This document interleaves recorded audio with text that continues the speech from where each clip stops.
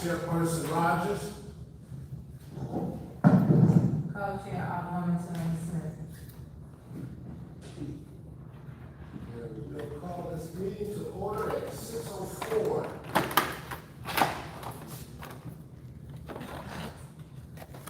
Ms. Lewis, if you look at under Department 112, Human Resource, Which one? we're doing, August. We've already done July. Under Department 112, Human Resources, there are 2 line items, professional service, synergy groups, in the amount of $9,750. As you know, the mayor, Lisa Will is the former human resource director. Yes. And that company is to HR consultant, Leslie Holmes. And then She wanted to be paid for her family holding company. So that's who that is. they haven't had a meeting. Synergy Food, that's our family holding company. Yeah. Okay.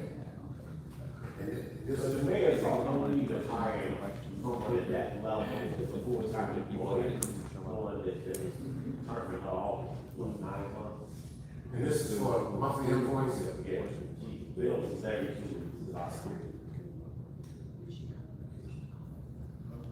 Okay? Thank you, sir.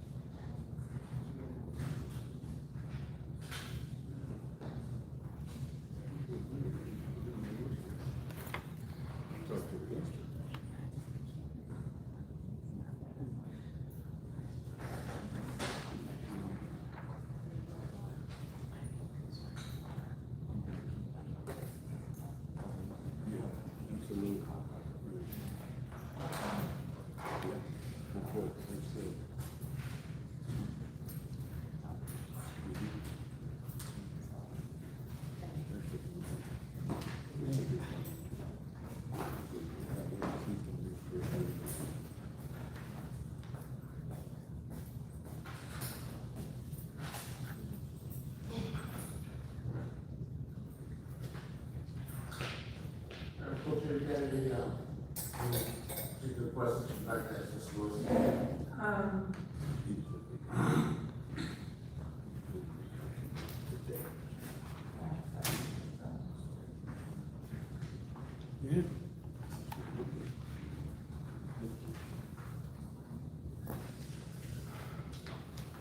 With regards to the public work, I don't see, the extra cleanup they did due to the storm. Was that on this bill, or was it all just No. And that really shows up basically in overtime. overtime? Okay, it is not show only on July or August. Right. Okay. And also what happened was the county, basically a lot of the tree limbs that we certainly not finished picking them up. The county basically took all that stuff for, picked that stuff up for us. We hired, because again, we don't have trucks.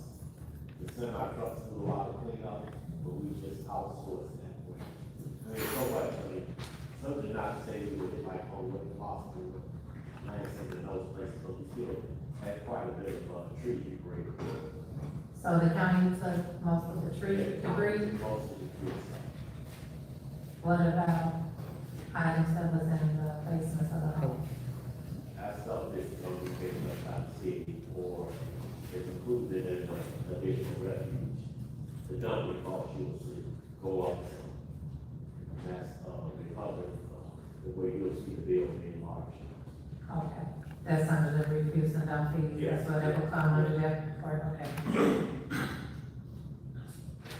Ms. Lewis, I have another question. In regards to Department 105, Legal Department, there's 5, let me make sure, 1, 2, 3, 4, 5, 6, 7. Yeah, under the Dusty and Scoop, there's several invoices, accumulating over $50,000. Were these invoices, were these litigations due to labor? Most of that's labor, yes. involved, and she's been playing catch up as she's on it. Montana Gulch, was replaced out there, so it's a fair amount of catch up. Cases. And also there's labor negotiations that have started also. Okay. Union labor? Yes. All contracts expired, has to be sergeants, the fire, and the patrol. All four contracts are expired. Expired as July, August. Well, most of them expired at April 30th.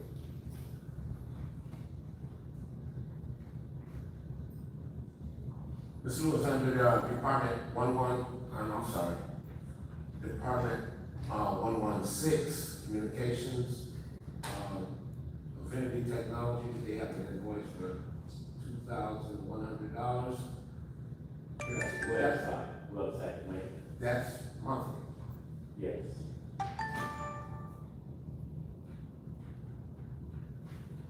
That just happened.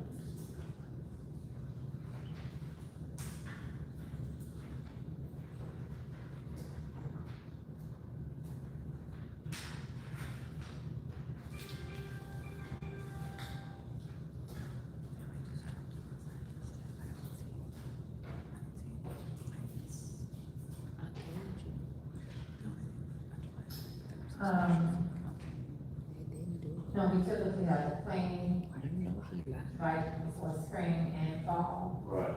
When it's time to clean the drains in the city, is that the machine that we have to have rental for that? We have the sewer back. Did you have a sewer back there? Yeah. Do we know what condition it's in? Is it working order? Okay.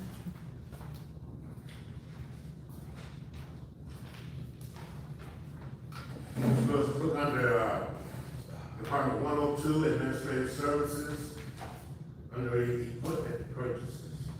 I'm just curious, what equipment did we purchase? Who's that? CDW government.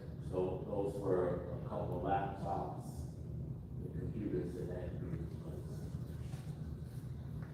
Trying to replace the computers on a rolling basis, so we don't have to buy that 50 computers at one time. You know, Gotcha.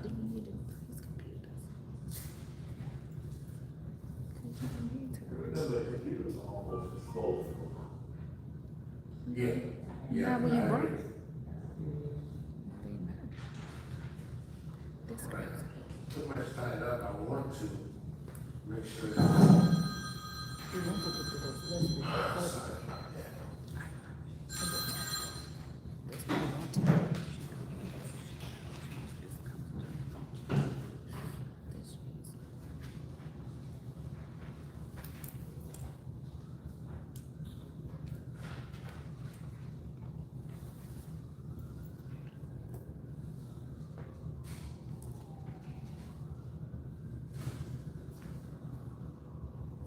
This, under, Fund 80 for grants and capital projects, there was, professional service, Anchor Heavy Civil LLC, water meter replacement, that was $112,000, $698.50.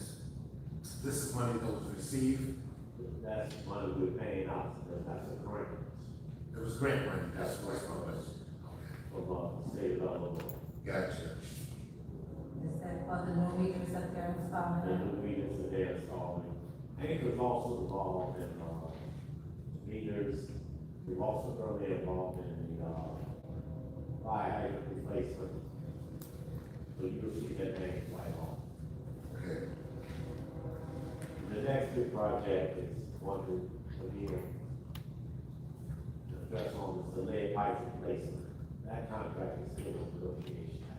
Actually, it's $1 million contract over 3 years. I think they're in the midst of, scheduling to go around to people's houses. Yeah, surveying the houses now.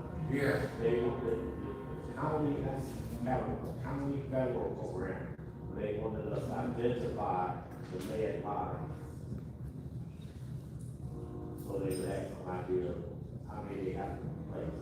Okay, We know anything that was built in Harvard before 1960, probably that's it. pretty much, yeah, 6 for the, well, Madam Co-Chair, do you have any further questions? No. The chairman's recommendation to accept the August bills list, again before the entire committee, the entire council, for, make sure I got the date right, August 24th, yeah. All in favor, signify by saying aye. Aye. All opposed? There are none. And that will conclude the business portion of our finance meeting.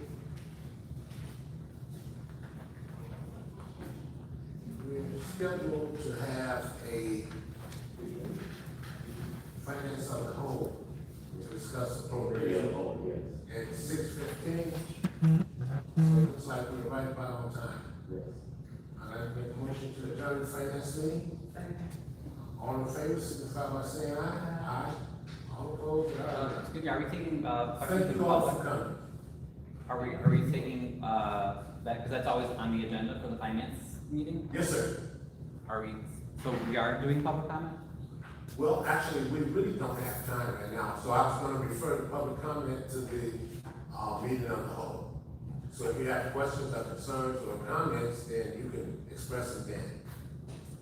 I mean, I know it's 6:15, but people that are here for committee of the whole, like, they're, we don't have a quorum yet. Might as well take questions while we're here, I would think, right? Well, they're not here, and I agree with you.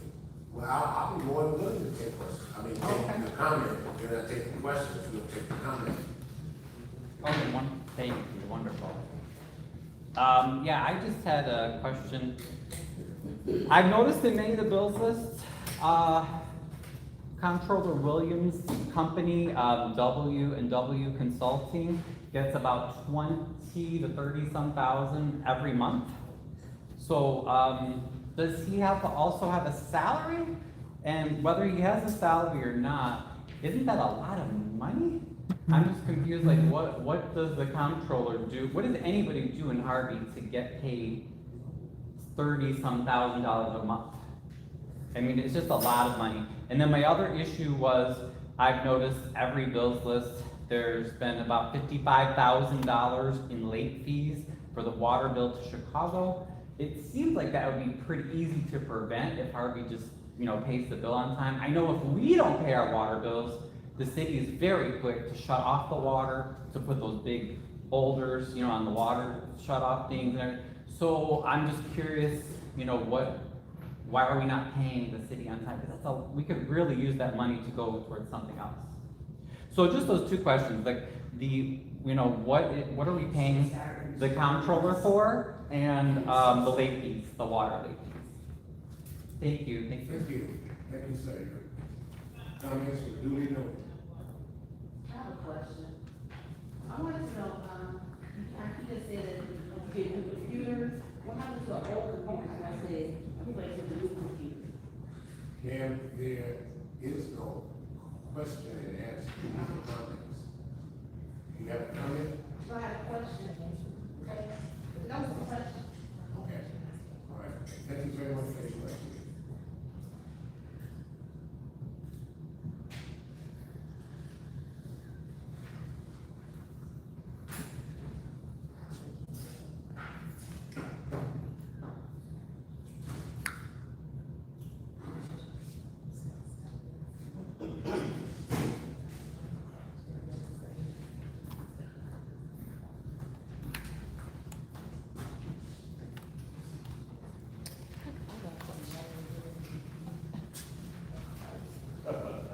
Should this be a hearing? Should this be a hearing and not a town meeting? Ain't them supposed to be two separate things? I mean, the clerk should be telling us this. Hi, if anybody wants to sign up for public comment, it's open. Tyrone, did you close your meeting? Yes. Who go on there, Ryan, can you I can give answer your question, thank you. me an agenda? There are no old computers. What had happened is, the agenda? is we Yeah, were from what- from dealing what? with so many of the, electric, outage and people working remotely or at different locations. Those computers were laptops, so we could use them to go to, just say hypothetically, if the building is out, the police department's out of electricity, we can go to the real crime center with, our laptop, so they can continue working. And then the ones that, are used are getting recycled to other departments that don't, that may not have. Okay, thank you.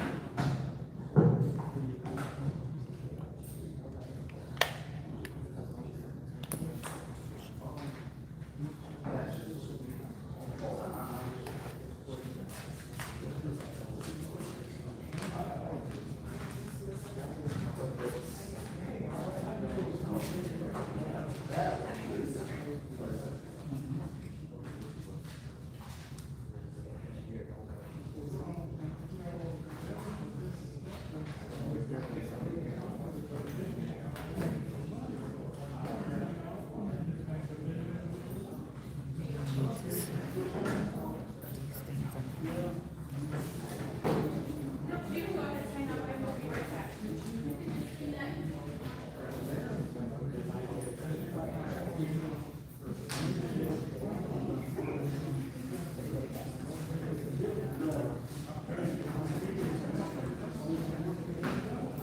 For you.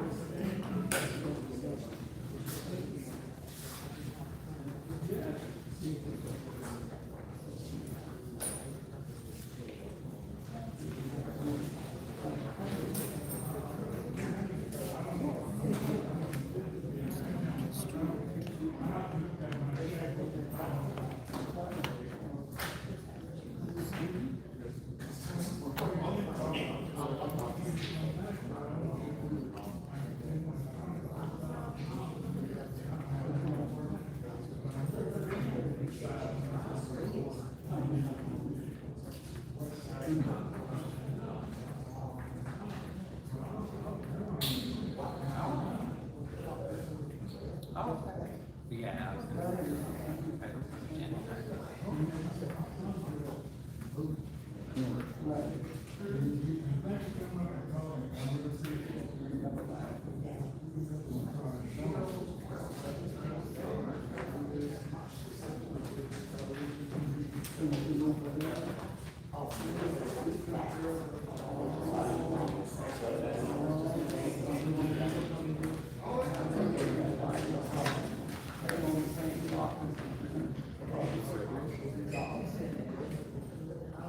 Wow.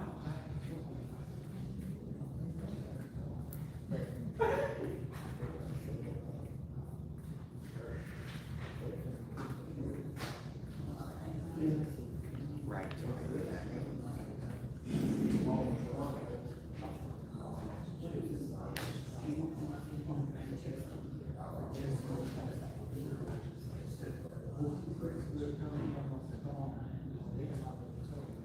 Right. Yeah, I'm just covering, we're just, right, we're just covering, a few Harvey tonight, yeah, we can talk about it, or tomorrow. If the time is, 6:23, we're a few minutes behind, I apologize for that. I make a motion to, call this meeting to order. So moved. Thank you. Madam Clerk, roll call please, or intro, Deputy Clerk.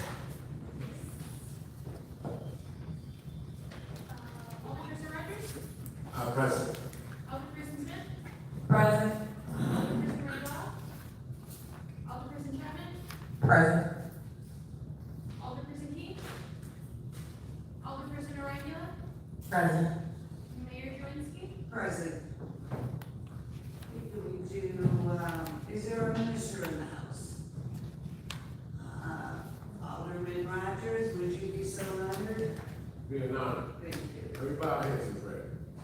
Gracious Lord, Heavenly Father, we thank you, Lord, for this day. We thank you for this gathering. We thank you for the great city of Harvey. Lord Jesus, we are coming to you, Lord.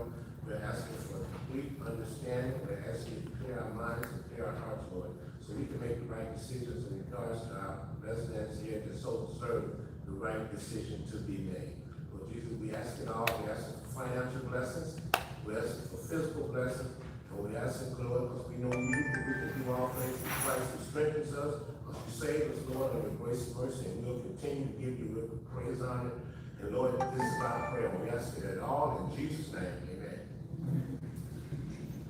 Please stand for the pledge of allegiance. I pledge allegiance to the flag The United States of America, and to the republic for which it stands, one nation, under God, indivisible, with liberty and justice for all. Thank you. If we do have a presentation, an ordinance making the appropriation corporate, for, City of Harvey fiscal year beginning on May 1st, 2026 and April 30th, 2027. This is a public forum, so we will not be voting on this today. We will be voting on this on September 14th. Mr. Williams, would you be so kind? Thank you. Good evening.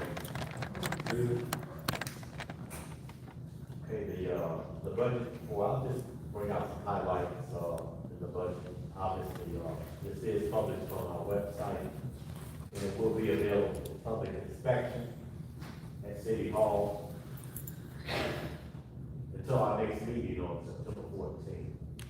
And just as a highlight, the major issues, we'll talk about the general fund, which is really everything except the special fund, like we're projecting revenues of $30,671,000. Disbursements of expenditures of $31,901,901,000, which bring a deficit of about $1.2 million. Before everybody jumps up and down about, oh, we're budgeting a deficit, there's certain things we do on the cash basis and pensions. Basically, that's capital expenditures.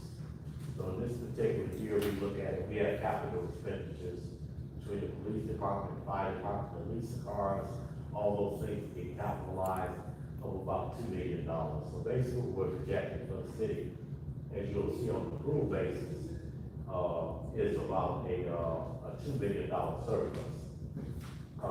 When we look at revenue, and again, it's supplement to this budget, I did publish the fiscal year 24, fiscal year 25 financials with a budget comparison. I didn't do 23 because hopefully at the next meeting of a whole that we have, the auditors will be here to present the FY 23 financial statements. But again, to go back to what we're looking at here, just to point out a couple things. We had revenue of about $29,700,000 in fiscal 26. In fiscal 27, we're projecting about $30 million of revenue. If you look at certain things, you'll see the real estate taxes. Actual last year, we collected $8.4 million against a budget of 10. We're really closer to 10 million, because if you look at all the figures, what happened was the county's system of dispersing taxes and stuff. What happens is we only can claim taxes in the current fiscal year that we received 60 days after the fiscal year. We actually got taxes all the way in August that relate to this first half of the year. So actually, we're pretty much in line with the $10 million projection on real estate tax. Another big change is state use tax. Last year, we budgeted $800,000 in state use taxes, which are really sales taxes. City charges on out-of-state purchases that go up from Amazon. But what used to happen, the state used to allocate that based on population.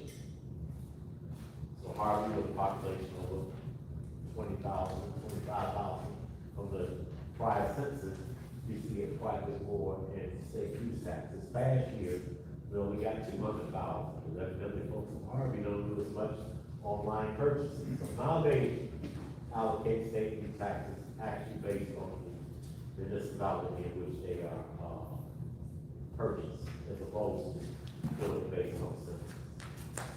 The other thing I'll point out is their is the contract licenses, building permits. That's all driven based on what's going on in the city. So we don't have a lot of control over that. But as people come in and do developments, and we have houses and other things like that, that does fluctuate that much in terms of the actual revenue that we generate.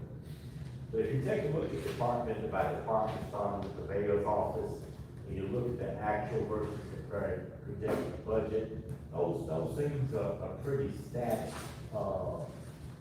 in that regard. Now, you will see, on the administrative services, when the budget does go up a bit, and that's only because last year we had some debt for getting those AT&T bills, and this year we don't. So you look at, say, 923 versus 1.3, you're spending more money. Not necessarily. We are budgeting, last year we budgeted $30,000 in building maintenance, and this year we're budgeting $120,000. We've got issues with elevators, we've got issues with some of the staff offices, with floors, we got some major things we have to do with air conditioner.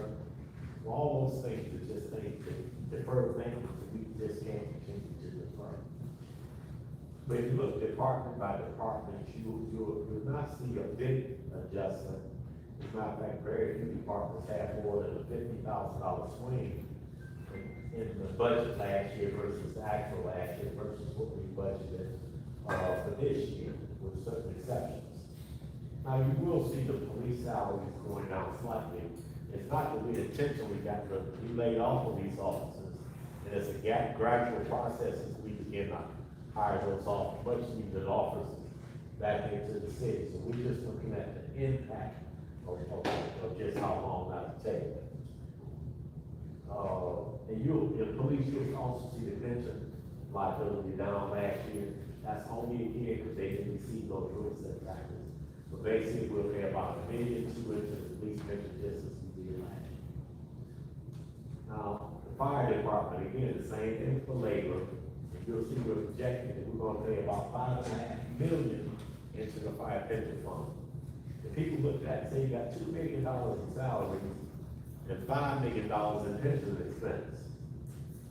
And that's just because we're trying to pay off pension adjustments that relate to not even the last 20 years, the last 40 years where Harvey would fund those pension funds. And that's a big swing. In 2 years, when we should be finished paying off the fire pension adjustment, it'll make a big difference in Harvey.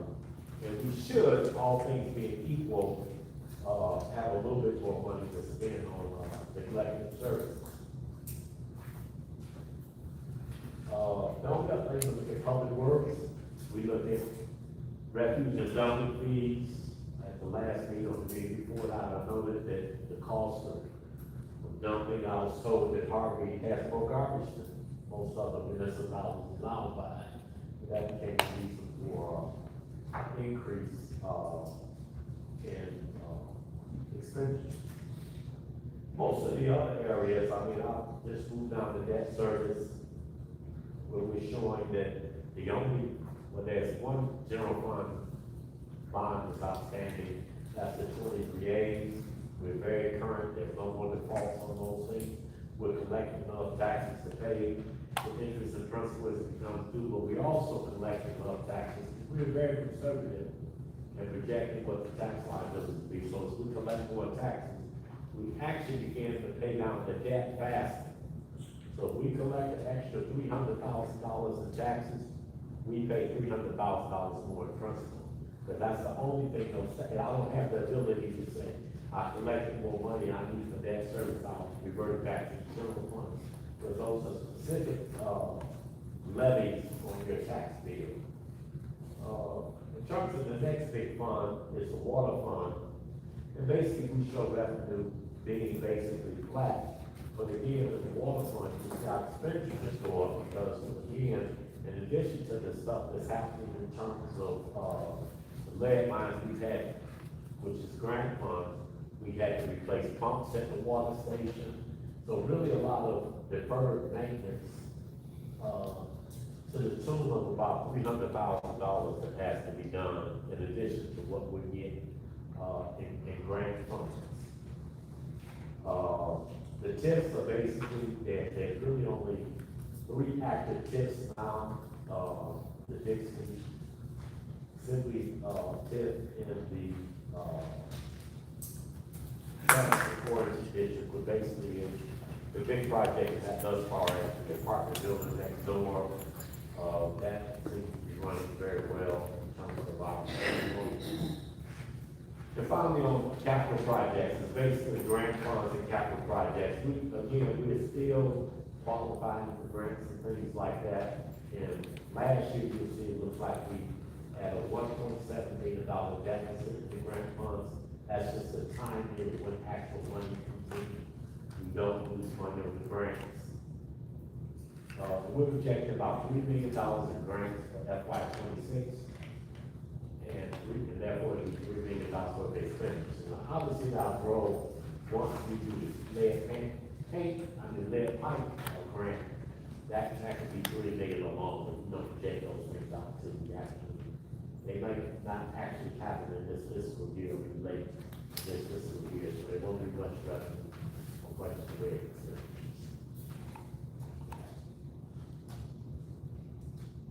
Presentation, any questions, we'll get all. Yes, I have a couple. Mr. Lewis, if we go back to 20 permits, there wasn't any money allocated in 26, 27. So is that a reason that you weren't able to determine how much revenue was gonna be needed? I'm sorry, which one, I'm sorry? Okay, let me back up.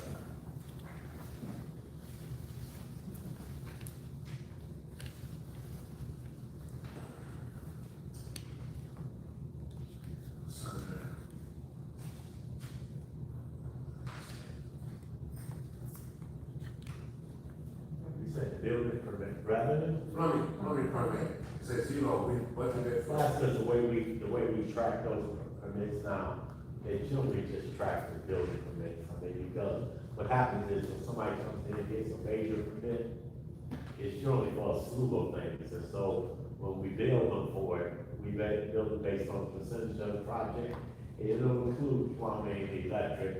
So when we break out that revenue, it just goes under building permits. Okay, Mr. Lewis. This is a relic of, occasionally it would happen, and sometimes it wouldn't, when you see 210 for plumbing, it wasn't broken out. Electric permits stand out a little bit more, and that's basically when people come in and get permits for solar panels. So that's easy, when people are just doing solar panels, that's an electrical permit. But if people come in for a multitude of things, then it's just generally being put on the building permit. Okay, Mr. Lewis, let's go down to police department. Which is Department 132, audit, with the numbers over here. No, there are no numbers here, but, for fiscal year 2026, the activity was $4,962,996. And for fiscal year 26, 27, the budget is significantly lower. Is that? That's a result of all the layoffs. Remember, we laid off people in, November, and we just really started staffing up those people now. And again, the hiring process takes much longer because you have to find either people to do, transfers to the Harvey Police Department, or you gotta send people through their academy. So it takes a while to back up to those people, that number of people.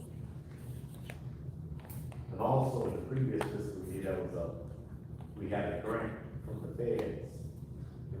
Well, $500,000 grant from the feds for police officers, where they would pay part of this $5 million. But realistically, when we talk about fiscal 28, when we should be back staffed up, it's probably gonna pop back up to $5 million. But that's why you also see, if you also look at this, last year we had $628,000 of overtime based on basically $5 million in salaries. This year I got $4 million worth of salaries and $600,000 overtime because officers are having to work more overtime to cover for the shortfall in police. So in essence, what you're saying is that by fiscal year 27-28, we should be able to hire. Oh, yeah, we'll definitely be back, we'll definitely be back to $5 million. Okay, Ms. Lewis, let's look at, mayor's office, and for fiscal year 26-27, it was budgeted at $100,000 salaries, and then, 26. So, my question is, the mayor's office was budgeted at 100,000, administrative services were budgeted at 450,000. That's a head count's been reduced. Head count was reduced as a result of layoffs and restructuring certain things that have brought those costs down. And also understand what happened in fiscal 26, one just passed, that was much as no one received the mayor's salary. Okay, About a month, so the salary was based on these.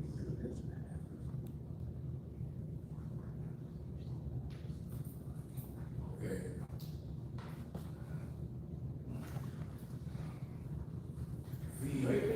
Normally I start preparing the budget in March, and we haven't got all this, very rarely does that happen. And this year, obviously, with the mayor passing, and us trying to get audits out of the way, it was delayed a little, but also we have to see where things are going. There were max amount of layoffs last year in November. We have to look and see, this budget reflects what we think we're gonna spend going forward. And that's why you see total salaries are down across the city, probably, well over $2 million.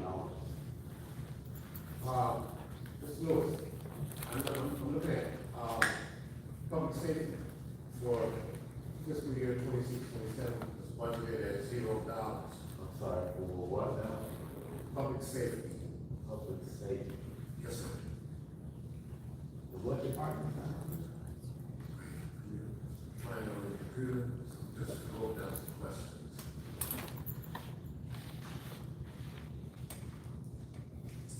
One second, Ms. Lewis. We don't have a department. for public safety. Public works. I said public safety. Yes.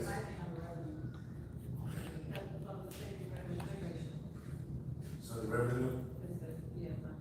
Yeah, that was, public safety revenue is really what that is gross misinterpretation of what that was. We do public safety. I'm sorry, public safety services were going back to when we provided fire services to Dixmoor. So there must have been a line item in the previous year. And we showed that it's nothing. The public service registration is probably just a fire registration, where we have a fire, they somehow, we end up getting $350 for under public safety services. Those are just, when the firemen go out and inspect for public safety issues, and we get a fee. And most of the time, these fees are from insurance companies. It really is being caught up in the other fees now. That's why you only see $350 in the last year. It was being done, and the same thing when you see looking at fire services for the previous year, that was Dixmoor, or sometimes when the fire department does inspections and stuff. Most of that stuff is being done through building services now.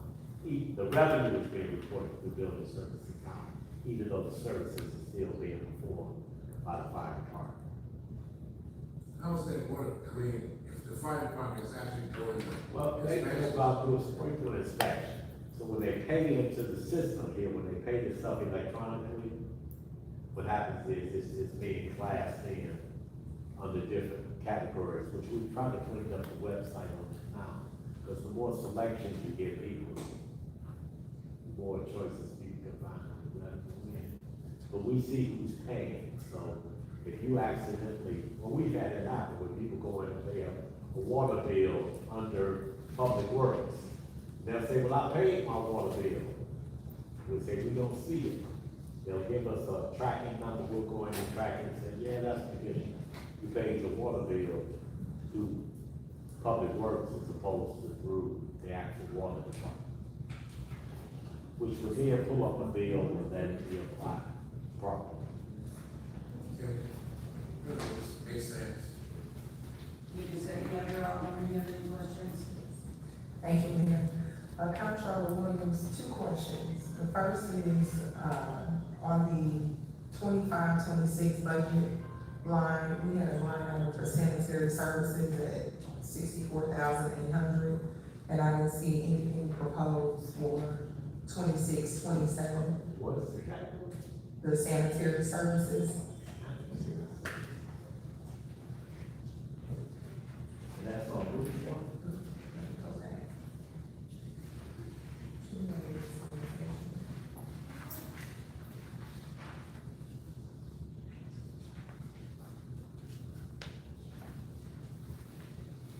It says a revenue, not only expenditure. What was an expenditure, previously, I didn't see it budgeted again for the new fiscal year. Can you tell me what department? Yes, I will.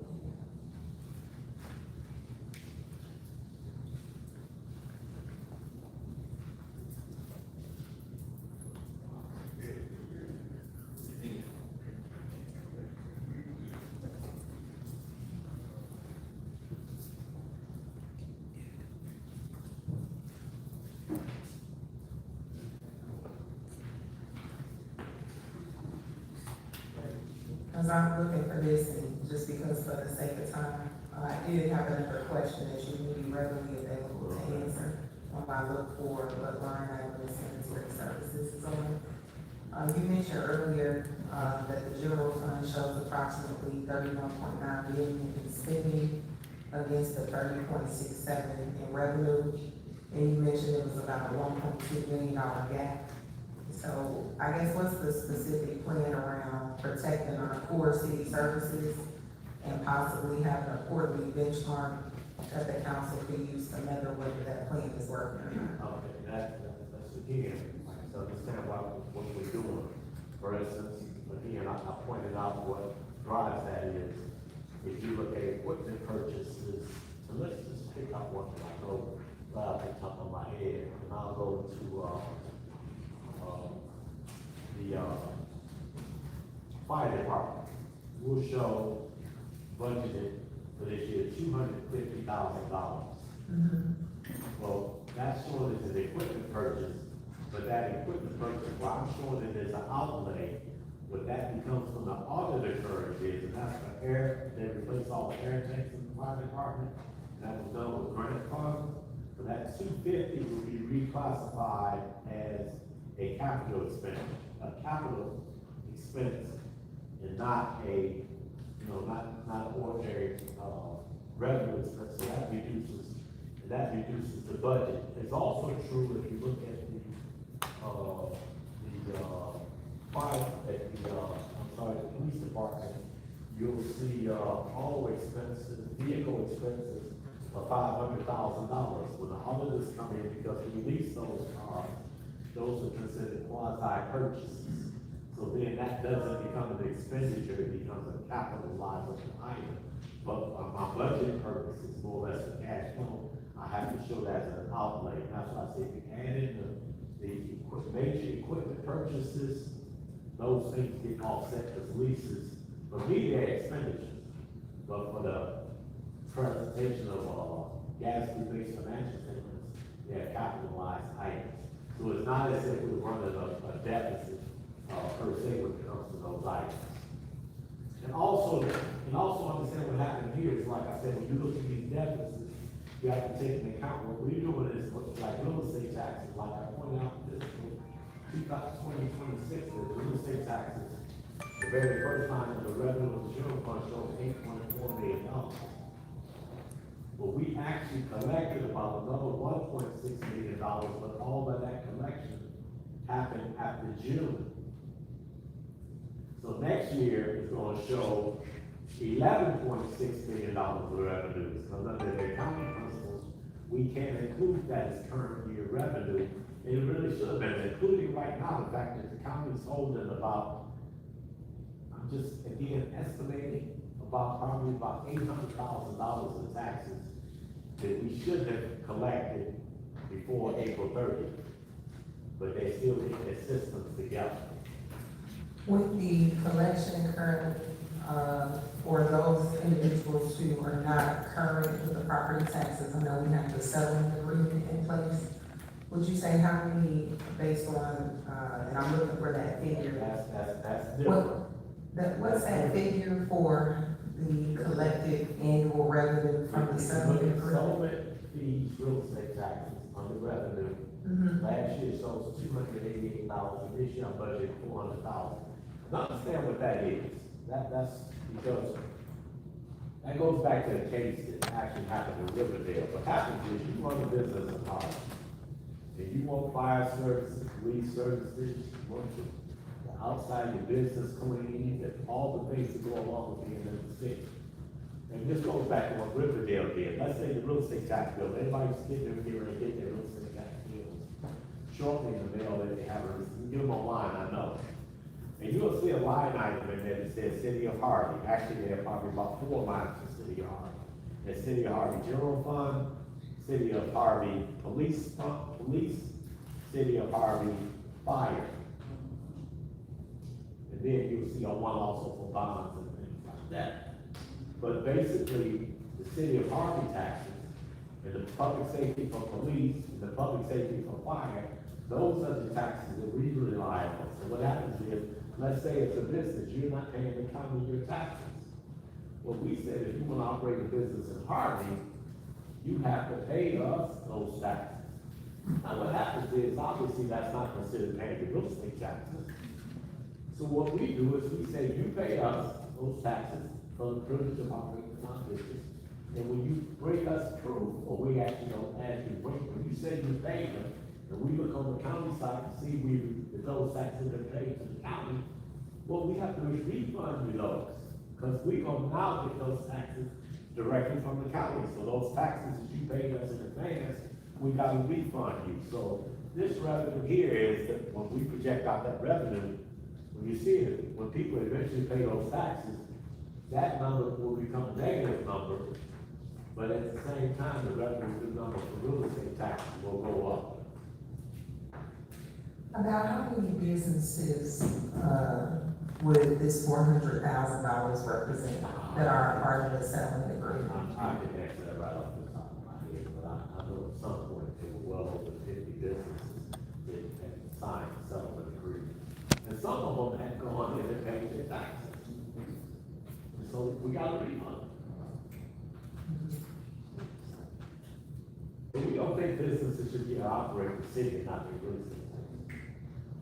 Driving our roads, taking our fire services, taking our police services, breathing our air, you gotta pay for that.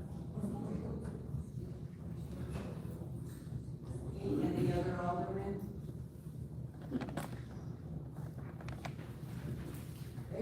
And again, without violating the Open Meetings Act, if you have questions, after you look over these documents, because we know there are a lot of documents, feel free to email me. And I'll make sure that we're prepared at the next public hearing meeting. And this is available on the city's website, for people who want to look at it. And again, available for public inspection here at City Hall. If people want to look at it next meeting on the 14th, May of September, there'll be a public hearing that will address any questions.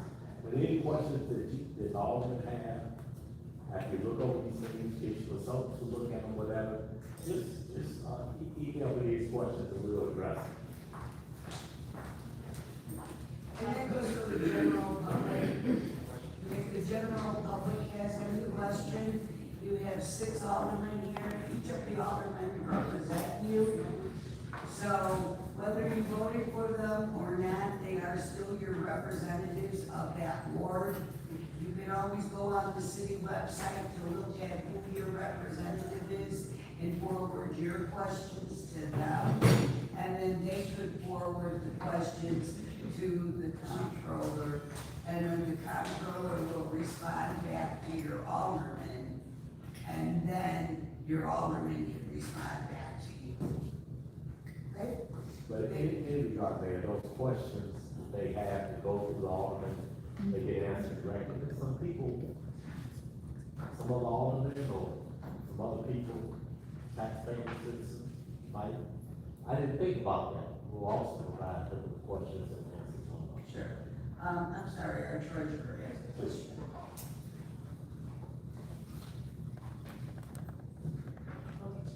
Can you hear me? No. You know, It's on, you just have to talk a little bit. Can you hear me now? It's not on. It's not on. It is on. Okay, I'm just speak louder. Can you hear me? Yes, I can. So my question was about the tips. You said there were only 2 active currently. Can you restate which ones those were? we have the Dixie Sibley, I believe you said 3. yeah, Dixie Sibley, Dixie Square, and the, transit order tip. Now, you don't see these ones still, and understand, we're a little behind in auditing, so they were active before we still have to have those tips audited. So, my other question was, what steps are we taking to close out the ones that are no longer active? Like everybody else, tip money, these tips, seems like I've been on a long time. These tips have a life over 5 years. We fortunately closed out all the other tips. And we've done the other part, and that is refunding the money to the various other tax districts. The answer to that is no.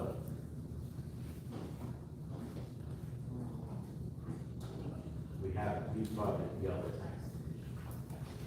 And we formally voted to close out the other tips.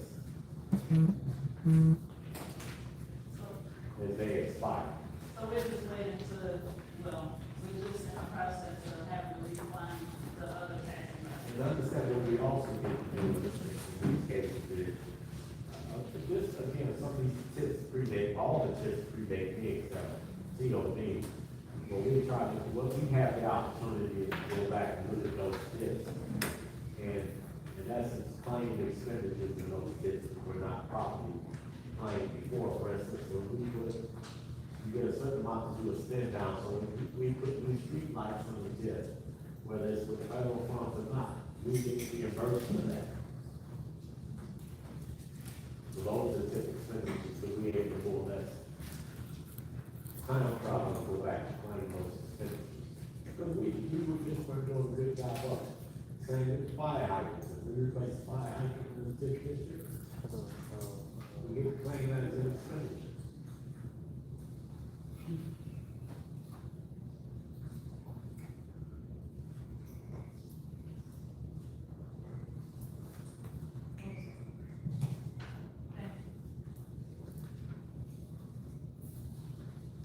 Thank you, Mr. Williams. Okay, I make a motion to adjourn, oh, I'm sorry, is there public comment? Yes. Okay.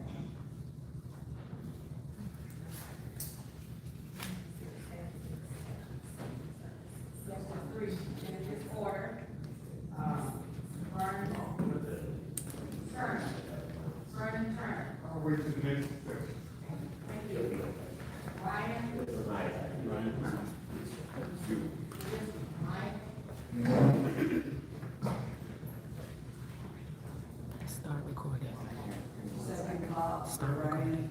here, yeah, sorry, give me 1 second.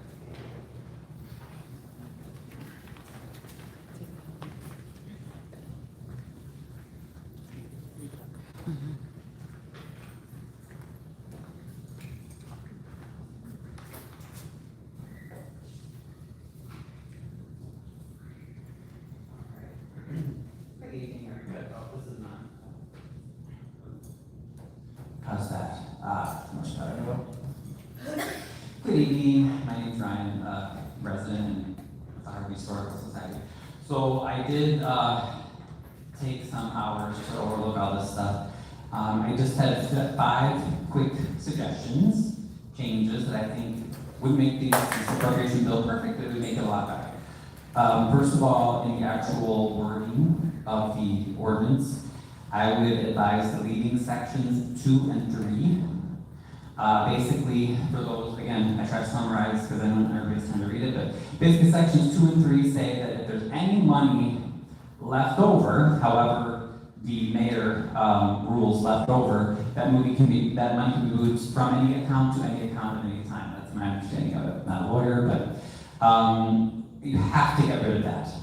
That is rife for corruption, and we need to know where all the money's going. So no more moving money between city accounts in secret.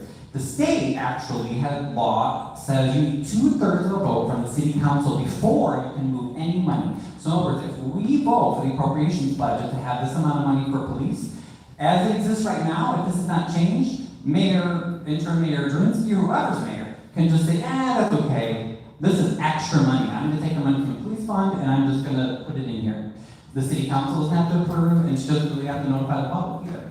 So I don't know why we're doing that. It just shouldn't be done. And I even Google, what are municipalities that have best practices for fiscal management? Oak Park, Evanston, Orland Park, Park, believe it or not. None of them have that. They all have the 2/3 rule. You wanna move money, come before the council, you need 2/3 of a vote. Second, cut the legal fees. We're spending more than 1.5 million. For our CR size, it should be maybe 500,000. Next, stop the secret payments. The council has to review and vote on the bills before the checks are cut. I would wonder, to all city council members, how many bills on those bills lists before they're voted on, how many of them are already paid? Now, I understand that it's normal, like electricity, and there's a few things, but that's not right. We need to know what you're paying before you cut those checks. Second, look at those revenue numbers. A lot of them were too generous with the property tax revenue and other revenue. Also, invest in our essential workers. Cut these ridiculously high salaries, $30,000 a month to the comptroller's company. Why? That's $360,000 a year. If you just cut that alone, we could have safe numbers of police and fire. And then my last point is, for the next meeting, I want everybody to know legally, again, I'm not a lawyer, but according to what I can see, any contracts approved without having a budget voted on, which we do not have a budget right now in Harvey, are null and void. So why are we scheduled to vote on all these contracts at the next meeting? I mean, that's just inviting more lawsuits. Thank you.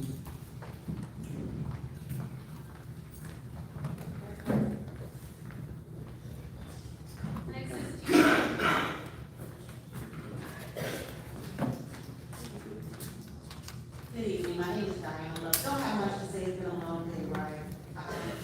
I was, out of curiosity, I heard someone say that if we had any questions, that we should go to our alderman. But if we ask one person one question, everybody may have the same question. So with this forum, that's what it's called, public comment, so we can ask the question, so you don't have to keep hearing the same question over and over again, right? The next concern I have is, do we ever have backup for all this stuff that you all talking about? Because it's starting to sound like jumble, and not really clear understanding how money is moving from here to there.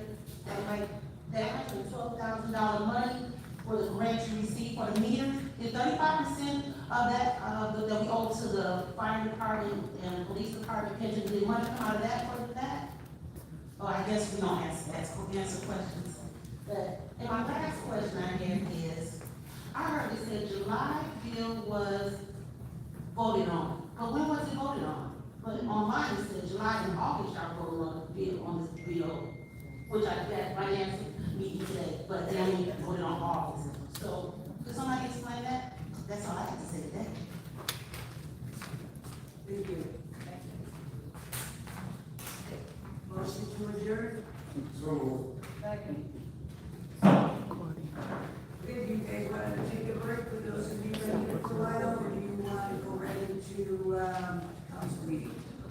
let's keep rolling.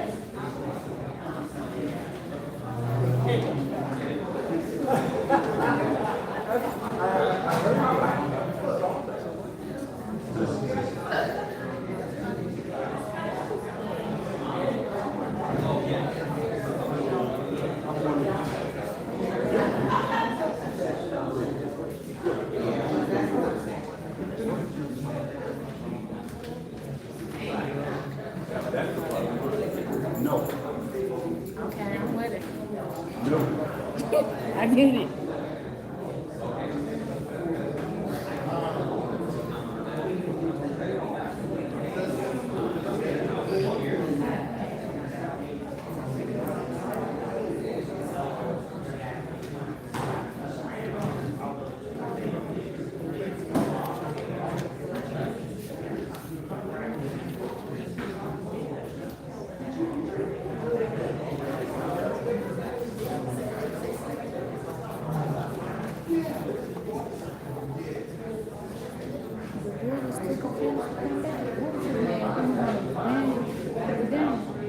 The boy that was gray.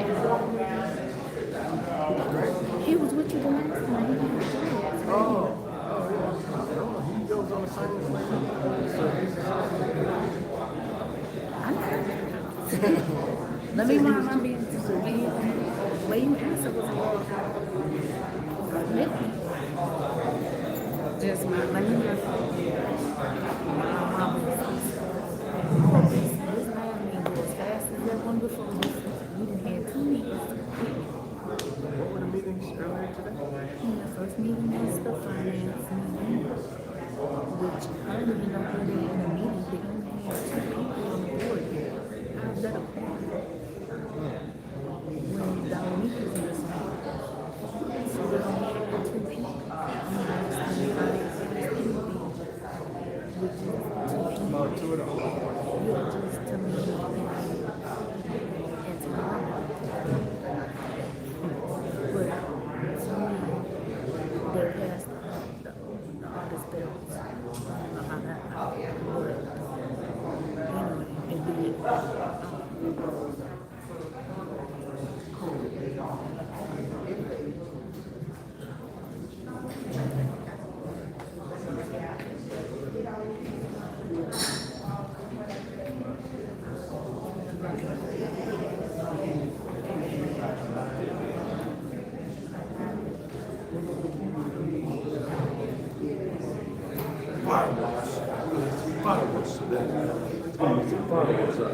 That's why I came. That's why you came? I came to see some fire. Me too. Listen, I'm waiting.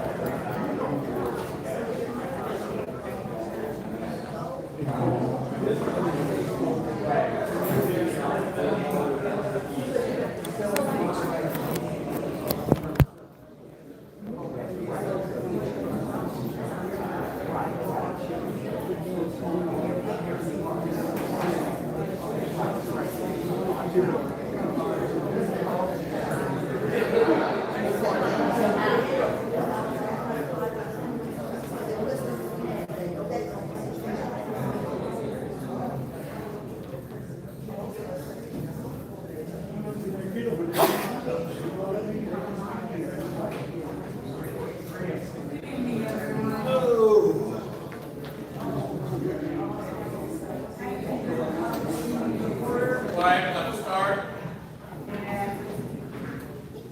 7:12.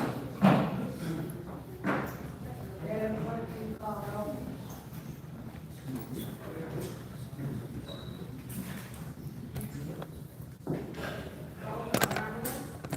Present. Present. Present.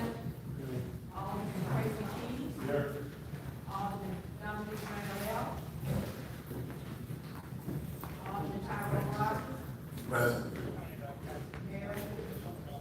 Present. Is there a minister in the house? Would you?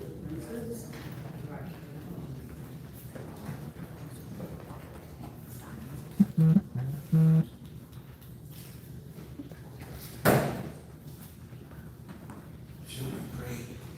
Our Father and our God, we thank you again for another opportunity for all of the council members in there to come together with the citizens of Harvey. We pray now your blessings upon all, binding us together, and let no evil dissension come between us. We ask you, God, that you smile upon us, and we shall be blessed. Thank you for all that you've done and for what you're about to do. We ask this in the name of Yeshua, Jesus Christ. Amen. Thank you.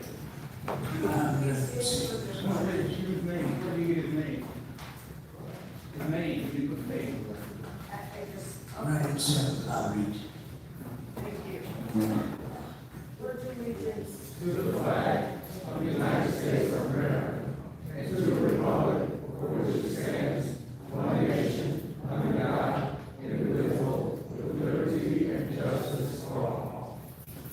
Thank you.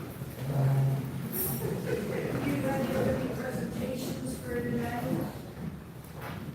Oh, I'm sorry, Mayor, what can you call roll? Oh, you did. Okay, presentation, no presentation. We need an approval for the, council minutes on July 30th, 2026.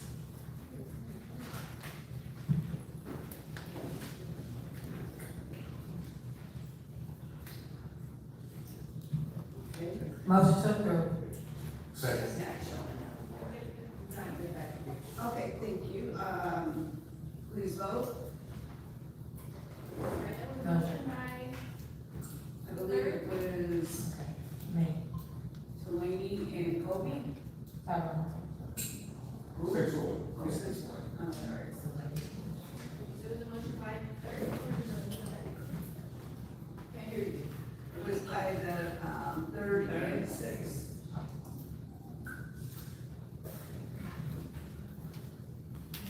Okay, executive sessions. Minutes in the executive sessions. Okay, shortly, Alderman, the Madam Clerk is going to distribute, the executive minutes. Please review them, and we'll give everyone an opportunity to read through them, and then we'll take a vote.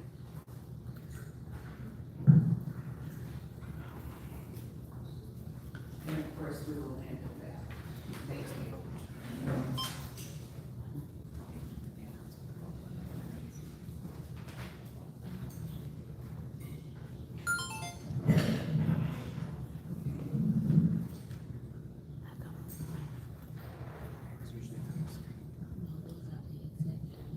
If I could also have any, planning and zoning commissioners that are gonna be sworn in. Where's the front? You're not providing. We ended up having it in the, and the attorney copy.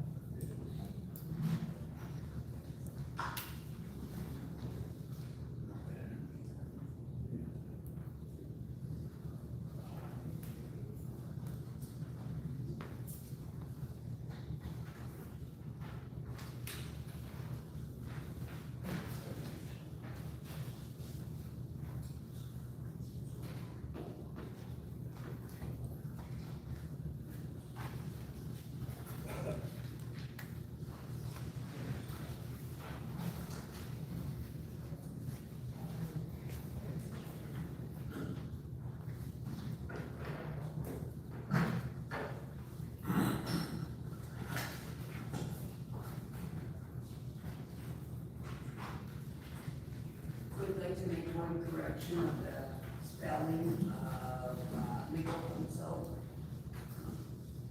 Do we know, we'll make that correction? We'll make the correction, and we'll vote. Okay, thank you.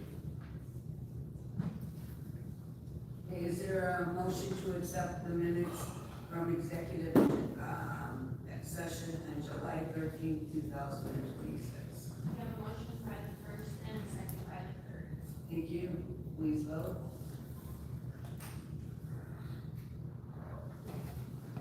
Motion carries. Yeah, I'd like to go back and make one correction on the president, as he did not call on Olga Chapman, and I want to make sure that we know that she's present. Okay, thank you.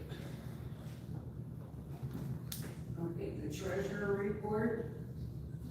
No, we got the bills list, I'm sorry. The bills list from July 27, 2026. Is there a motion to approve? Madam Mayor, yeah, there is a motion to approve the bills list from July. You know, we've already met on it, we just didn't have an opportunity for it. Okay. Is there, got a first and a second? Are there any questions? Yes, Madam Chair, Chapman? Madam Mayor, I move to defer the July 27 bills list until September 14th so that the Finance Committee has an opportunity to properly review, discuss, and make recommendations to the council for approval. I just want to notate at today's finance meeting, the discussion of the bills list for August 24th, 2026 was in fact discussed, but July 27th was not. And previously, there were 2 dates where we were going to have the finance meeting discussion. And that was on July 22nd and July 27th. But unfortunately, due to the inclement weather, we received the notice from the clerk's office that those 2 meetings had been canceled. So this just will allow for additional time for both council as well as the public to review. Thank you. Are there any other questions? Yes. It was already a motion. The motion for the bills list for July 27th had been met on, we had a committee meeting and we had discussed it. But on that particular day, the lights went out and the meeting was adjourned, so we never did get an opportunity to vote. So that bill list has already been discussed and the Finance Committee has already agreed to bring it before the entire council. If there is a motion and there is a second, please cast your vote.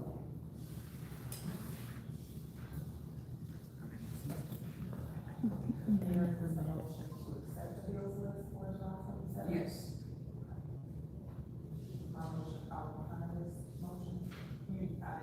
I'm sorry, I cannot hear you. I was waiting for you to call for a second after my motion. Well, actually, we had a motion, so we had a second, and then there was a debate, and then you put a motion. So now we are going with the first motion. Thank you. Everyone have an opportunity to vote? So,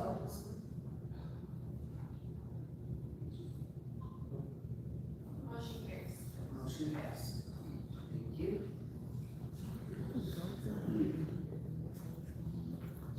Okay, then we have, received a motion for July 24th, 2026. August, thank you. I'm so sorry. August Yes, 24th. Madam Chair, we had an opportunity to meet today and discuss the bills for, August 24th. And, Chair recommends that we bring it before the entire council for a vote. Is there a second? There's a motion by the third and second by the sixth. Are there any questions from the audience? Yes, sir. Thank you, Mayor. I just want to say that I did not receive my packet the last couple of weeks. We did our last meeting. I didn't receive it then until late. I don't know who's sending out the packages now, but I know they do come out extremely late, not on our regular scheduled date. But I nevertheless received mine. I need to see and check what is that address, are they sending it, or is they spelling my name right? Thank you, we will do it going forward. The packet goes out on Friday, 48 hours.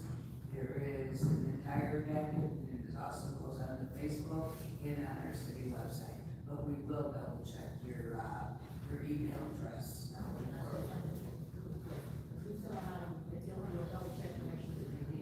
And do you have notification if it was delivered? Yes. Yes, okay, thank you. Well, you can do that after the meeting. Why don't we not connect the straight line? Okay, he wants to get on his personal computer.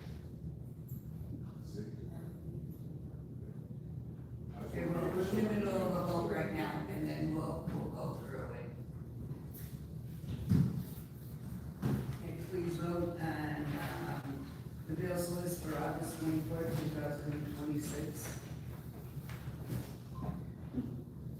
Motion carries. Thank you. Did somebody have an opportunity to review Alderman Key's work laptop to make sure he's connected to the website? Thank you. Before we go further.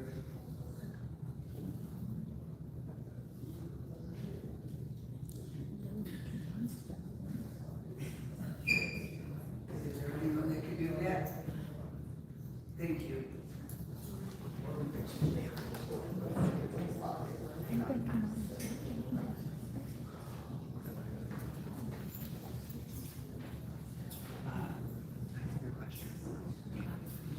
Put everybody in the field.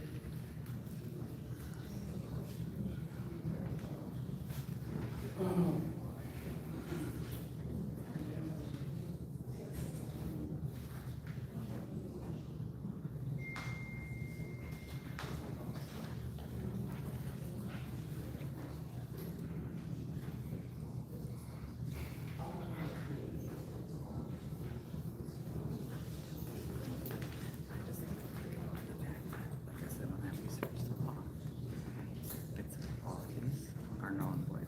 They all involve new contracts. They keep looking at it until we have a budget.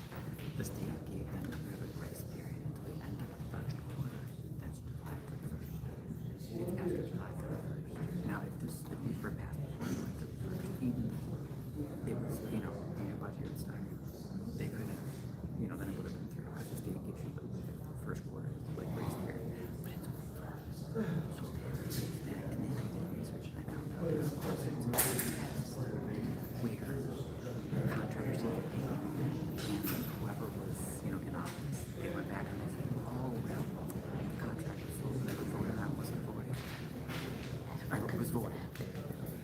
For whatever, yeah, but it was this, or, they found some issues. That's why, and then I found out that apparently, if a contractor wants to sue the city, courts in Illinois sign cities and they say, well, you do business with the city, you should have known that they didn't pass the appropriation bill. No, our most understanding, they just want to get paid. But the courts, so the courts, if any of these people, and what I found out is that even after, say 2 weeks they pass the budget, whatever, they pass the appropriation, these are still all going. So if they perform services and get paid, they're breaking the law. But this isn't necessary. It's just like stupid. Like, why are they rushing it? Just we need to do it right. Wow. I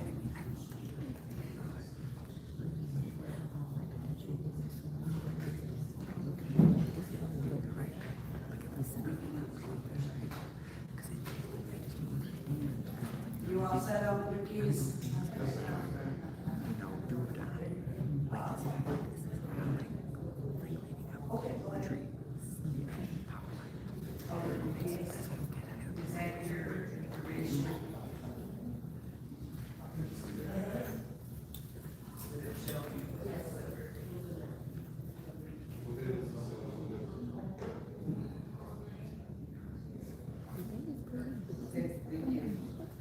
Okay, now, I'm sorry, the treasurer report.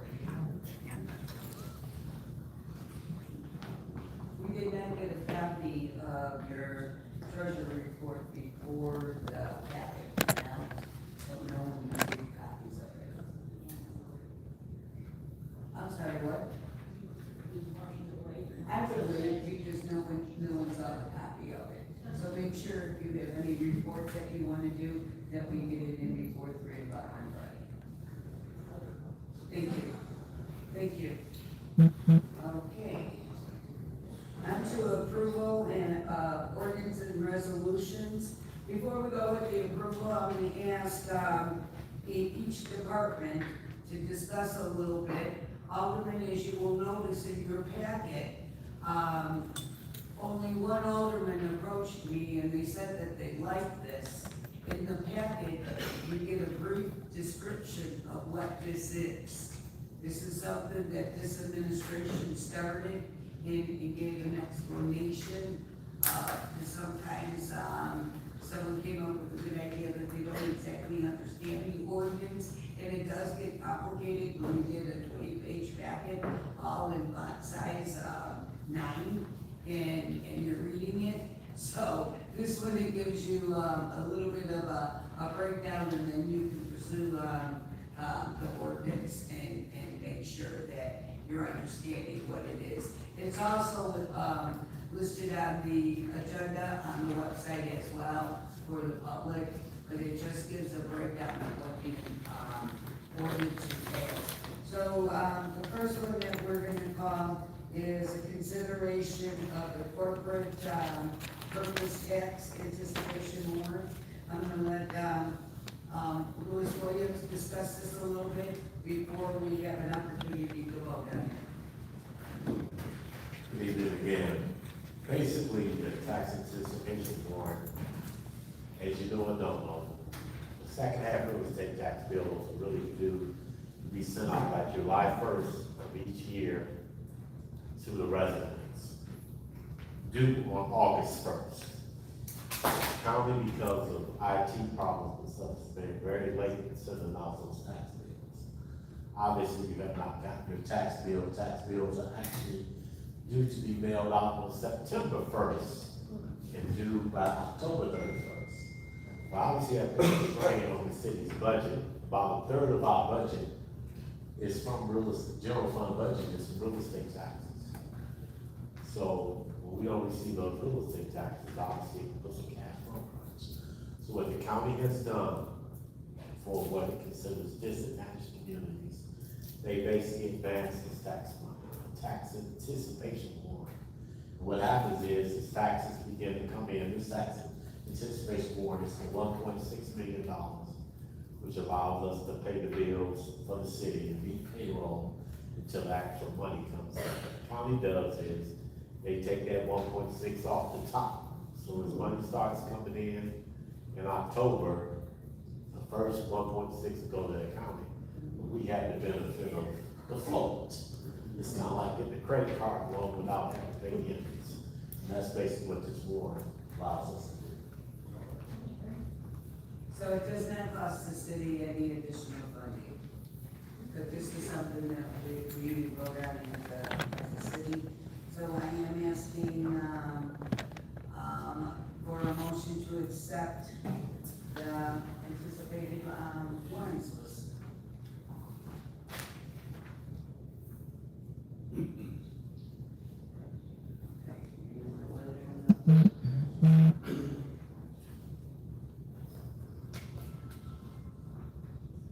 I'm sorry about this, ladies and gentlemen.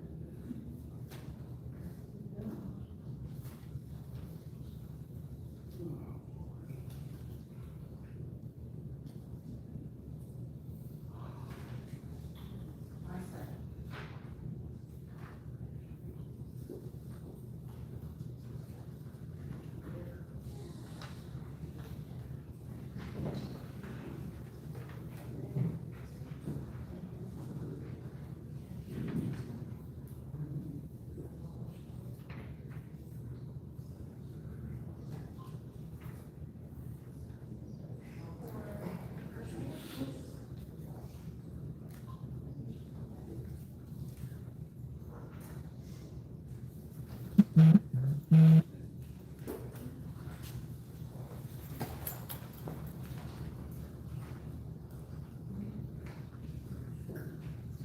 get a motion, a second. Motion by the third, second. You got it first. Is there any questions or debates?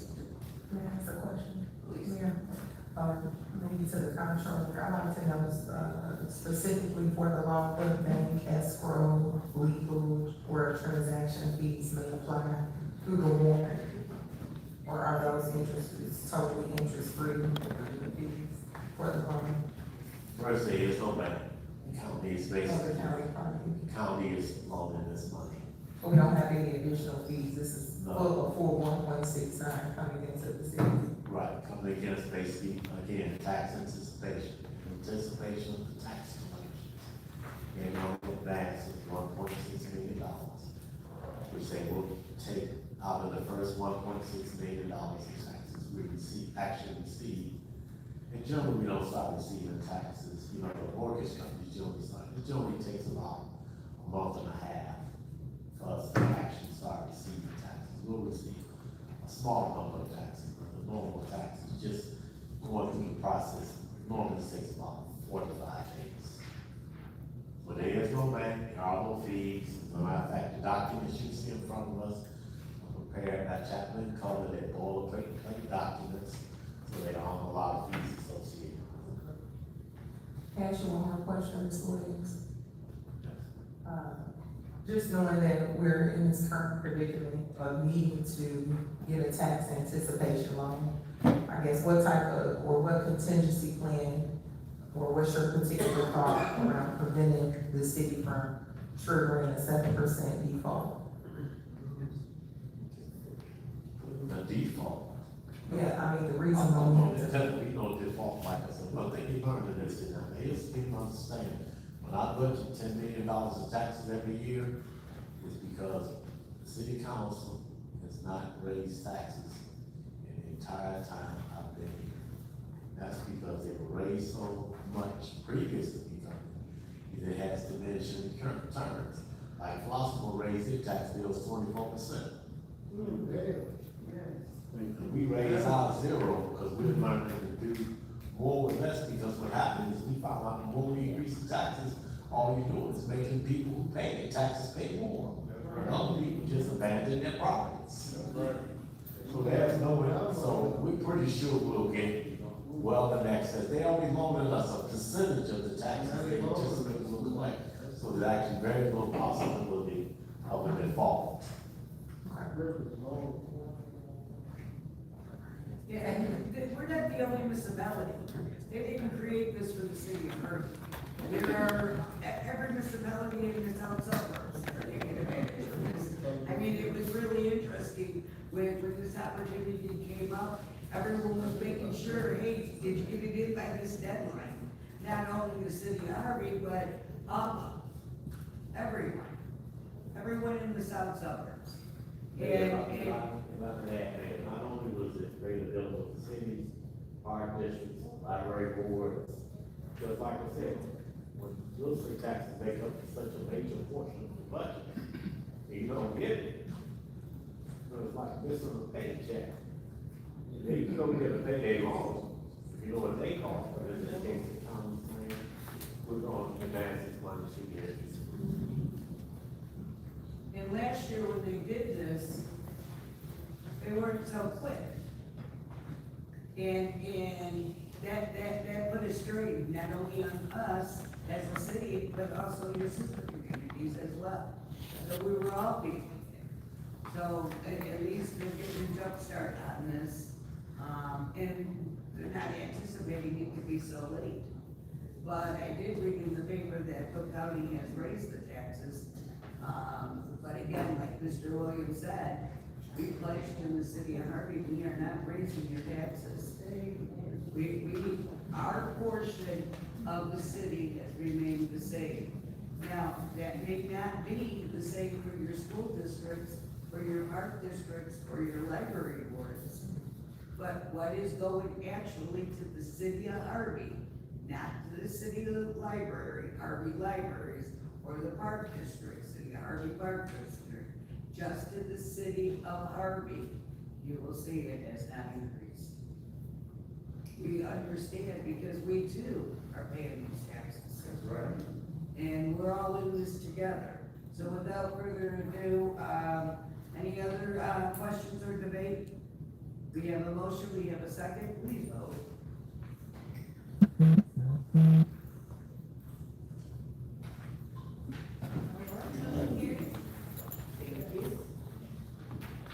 The second resolution is a resolution authorizing an intergovernmental agreement for the participation in the Public Works Mutual Aid Network. This is something I'm extremely excited about. As many of you know, when I first took office,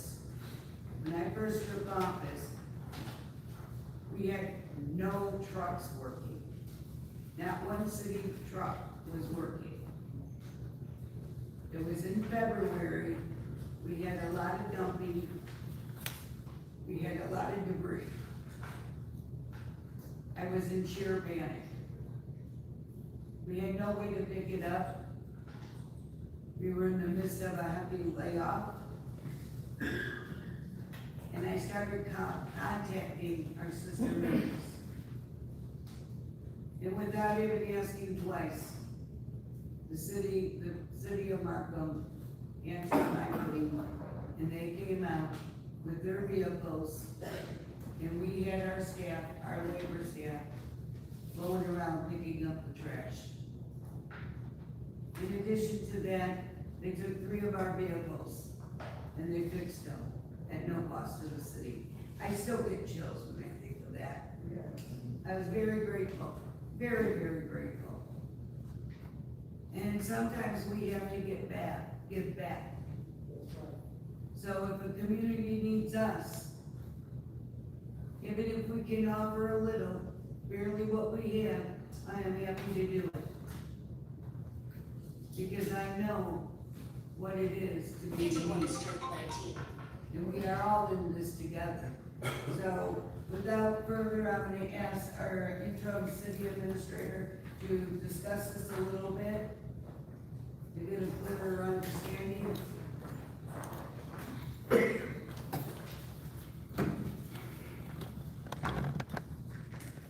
evening. So this resolution commits the City of Harvey and the Public Works Department to participate in a statewide mutual aid network.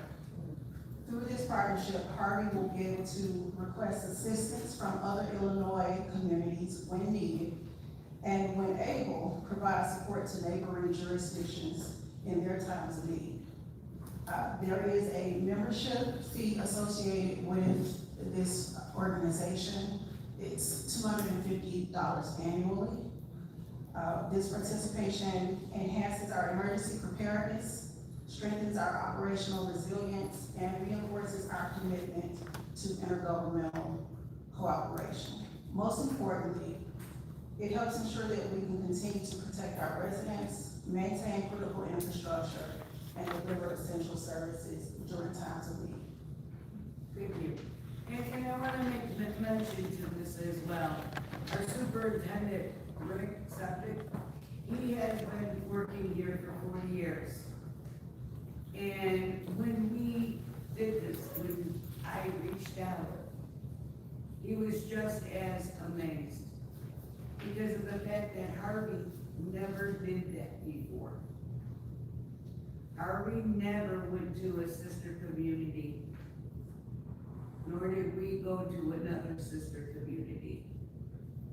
And as a result, they asked us to participate in this. And that's a good feeling. That's a real good feeling. So we should be all proud of ourselves. Because we have to stand united. So I thank everyone. And I am going to ask for a motion and a second. We have a motion by, The third and the second. thank you. Is there any questions, any debates? Hearing none, please cast your vote.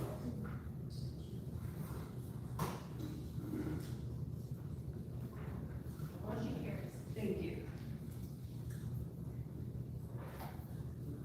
The next ordinance is very exciting for us. Since I've been in office, we have already had several agencies that wanted to come to Harvey to fill. All these years, we have been allowing people to come into our city and fill at no additional cost. Every other community has a fee associated. Every other community has a fee. I'm sorry. I'm sorry, Mayor. Question. The resolution, should I get resolution number? Oh, the resolution number for, Number 2. I'm sorry, I jumped ahead. I've been doing that all night. I'm so sorry.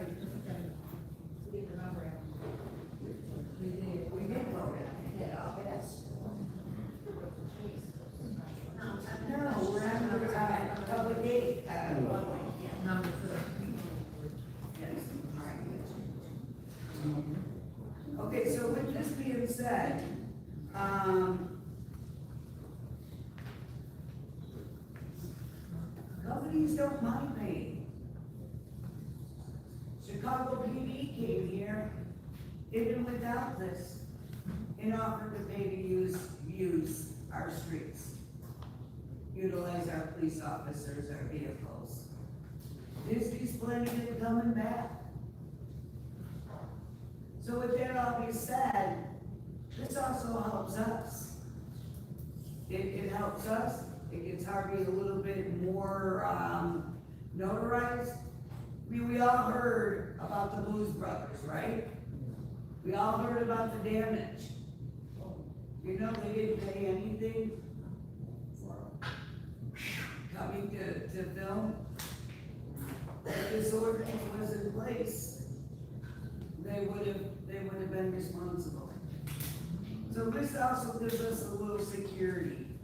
But before we vote on this, I do wanna make one agenda, one add to this. The attorney brought it to my knowledge. We have to add, the mayor hereby is authorized to execute any necessary agreements with the permit holder. We forgot to put that in the writing of the ordinance. You repeat that? Just giving me authorization to sign the permit. That's basically what it is. Okay, so we have a first and a second. Is there any debate? Any questions? Oh, we only have the first. Is there a second? There is a second. Alderman Keys. Is there any questions or debates? Hearing none? Yes. Oh. Mayor, I was reading this ordinance and I was looking at some of the dollar amounts that is gonna be, charged to this production company, photographic, staging films. I was wondering, where did we get these dollar amounts at? How did we come about here? Okay, Director, let's see,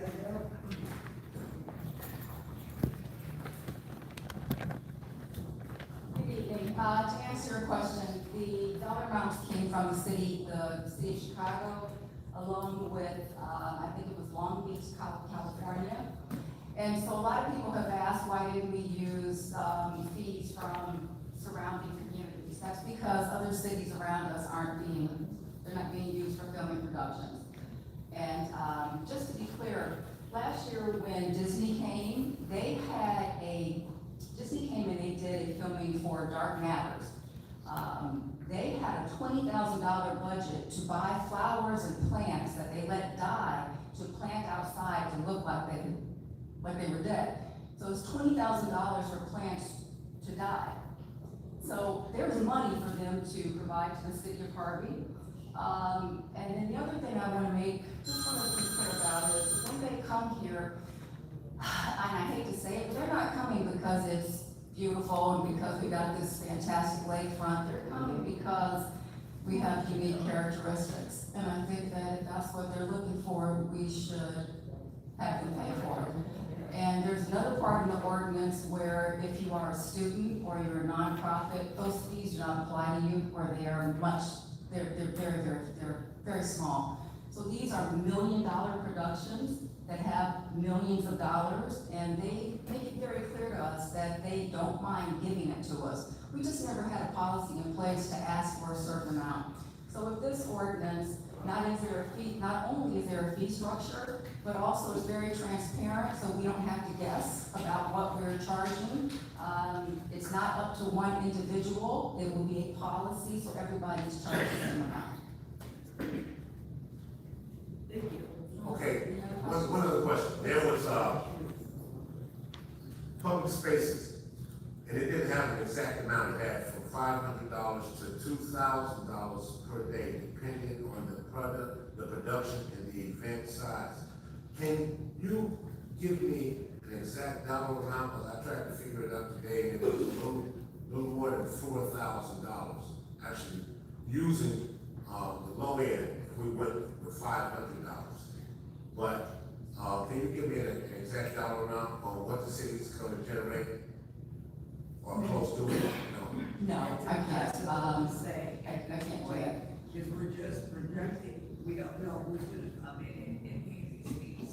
But I can tell you, last year, also with Dark Matters, they are an Apple production when they came.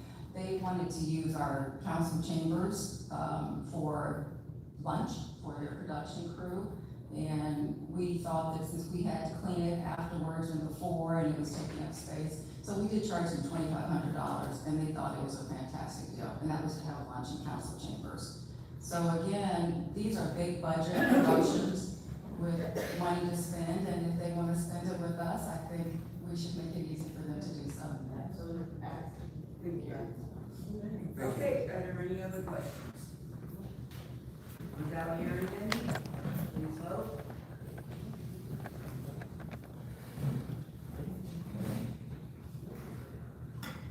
Motion carries. Thank you. And the next, resolution. Oh, I'm sorry. I would like to apologize for like the ordinance and resolution numbers are coming out, but I will put all in an email, first thing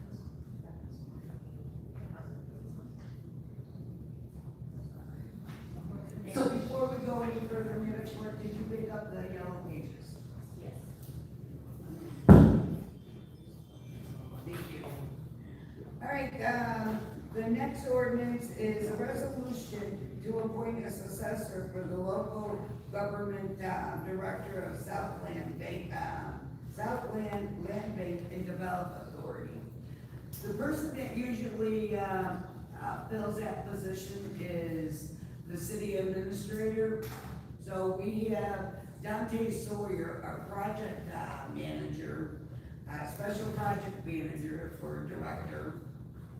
And he is working on this project, and he's gonna briefly go over what exactly this is for everyone.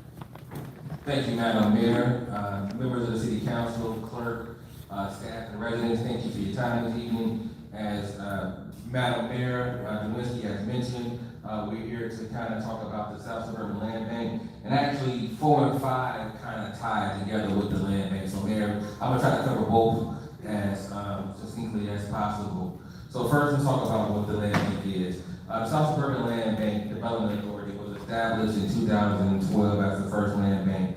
It serves as partners to cities, villages throughout the Chicago Southland by working collaboratively to reclaim vacant, abandoned, and tax delinquent distressed properties and work to make them more productive. The city of Harvey initially had entered into intergovernmental agreement with the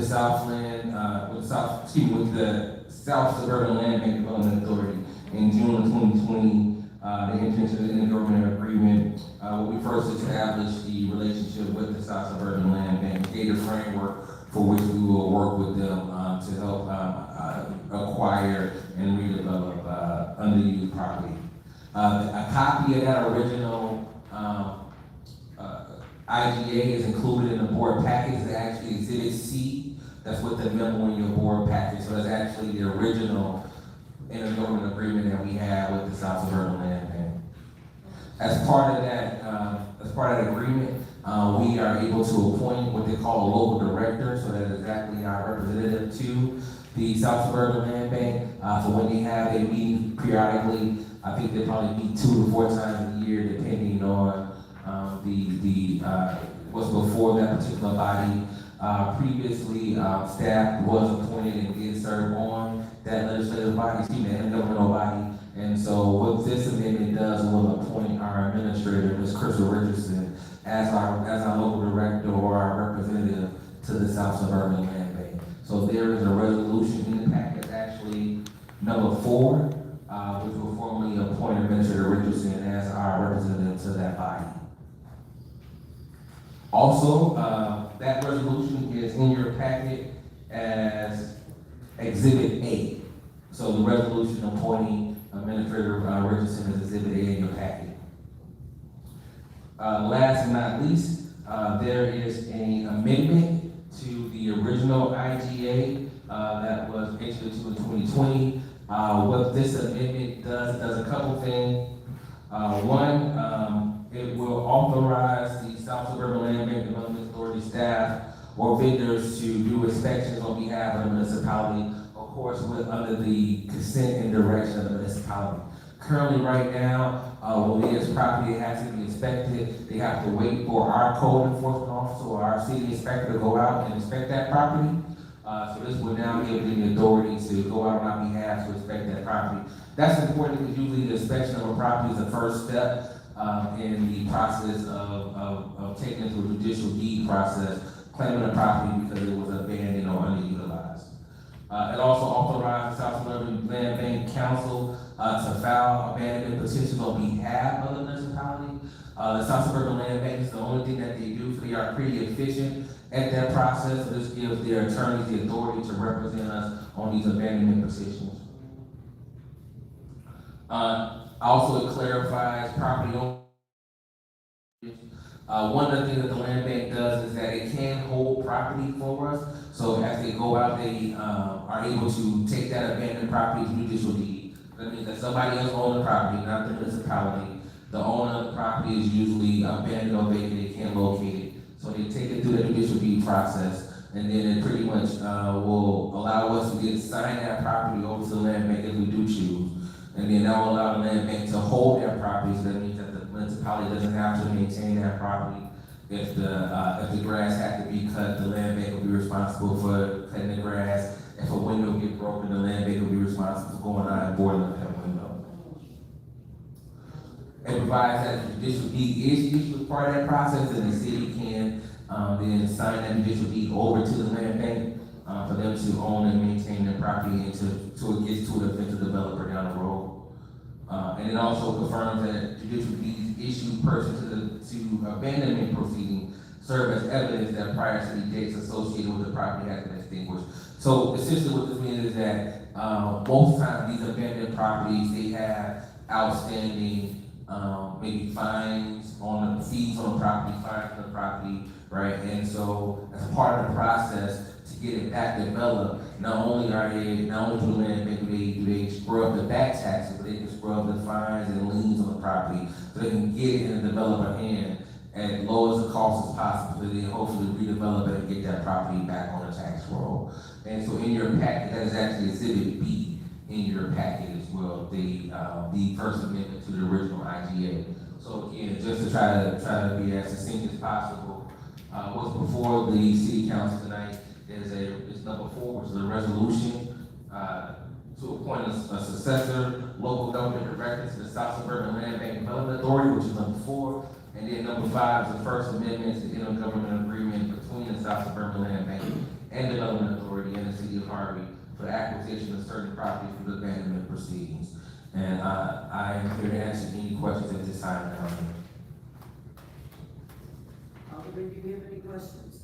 Yes, I do. According to the agenda, as number 4, a resolution to appoint a successor to local government director of the South Suburban Land Bank and Development Authority. It seems to me that to appoint a successor is fine, but we have to have the South Suburban Land Bank in place first. That should have been number 5, and to adopt South Suburban Land Bank should have been number 4. Now, I had an opportunity today to Google South Suburban Land Bank. And there was some, I must say, very adverse comments that were made on the Google search. And there were actually 8 bullet points. And one of them was properties are sold as is. Okay? When South Suburban Land Bank takes over. Repairs may cost more than the purchase price. Harvey's permits, inspection, and code still apply. Yes, sir. Immediate occupancy may not be allowed. Proof of fund, experience, and a rehab plan may be required. Deed restrictions and development deadlines may apply. And taxes, insurance, and financing may increase after the rehab is complete. Yes, sir. You were aware of that? Yes, sir. And can I address that, Alderman? Yes, sir. Yes. So first, to address your first question, this is, the appointment of successor is being done underneath the original IGA for 2020. And so, this resolution really is a addendum to that resolution. The resolution that's in here is the first amendment to the IGA. So we are doing it in the correct order. We don't have to go back and reapprove the first IGA that was first approved in 2020. The appointment of a successor is still underneath that first IGA. That's under Exhibit A? Yes, the first IGA is Exhibit C. Okay.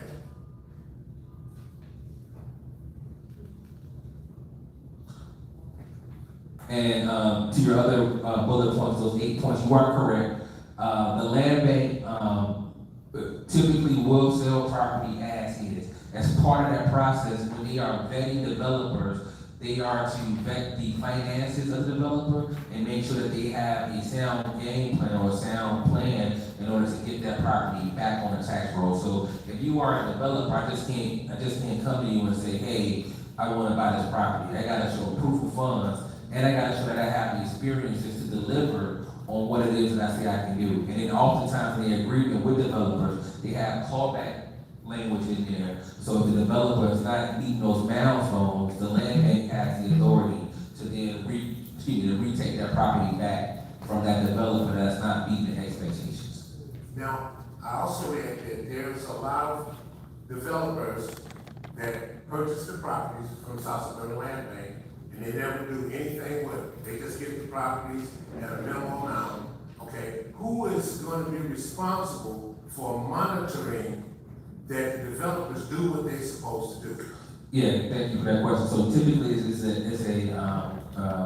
a coordination of the municipality and the land bank. In my prior experience with the land bank, if I was aware of a property that was sold through the land bank that wasn't progressing or meeting the milestone, we would then contact the land bank and have them address that with the developer of that property. You would? The municipality would. Yes, in this case, yes, it would be myself or the administrator or any other staffer that has knowledge of that to contact the land bank in regards to that.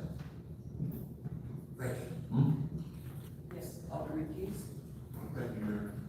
I just have a couple of questions. This South Land Bank, Suburban Bank, just for the numbers, for the residents' sake, how long have we been dealing with them? How many properties have we already gave to them? Yeah, I cannot speak to the number of properties here in the municipality of Harvey that have gone over to the land bank. I can get that information to you. Alderman and advise you of that. I know there's been the original deal goes back to 2020. I'm not aware at this time of any specific property that's still underneath the land bank control, which is in the city of Harvey. We can go to their website and see what properties they have on their website. They will list them there as well as what municipalities those cities are located in. Which historically has been prior to that, I don't recall. So. Okay, I have a two-part question. When it comes to the South Land Bank, I've noticed in our ward, they purchased a property from, I believe it was Honorary. And once they rehabbed the house, they were selling the house for like $140,000.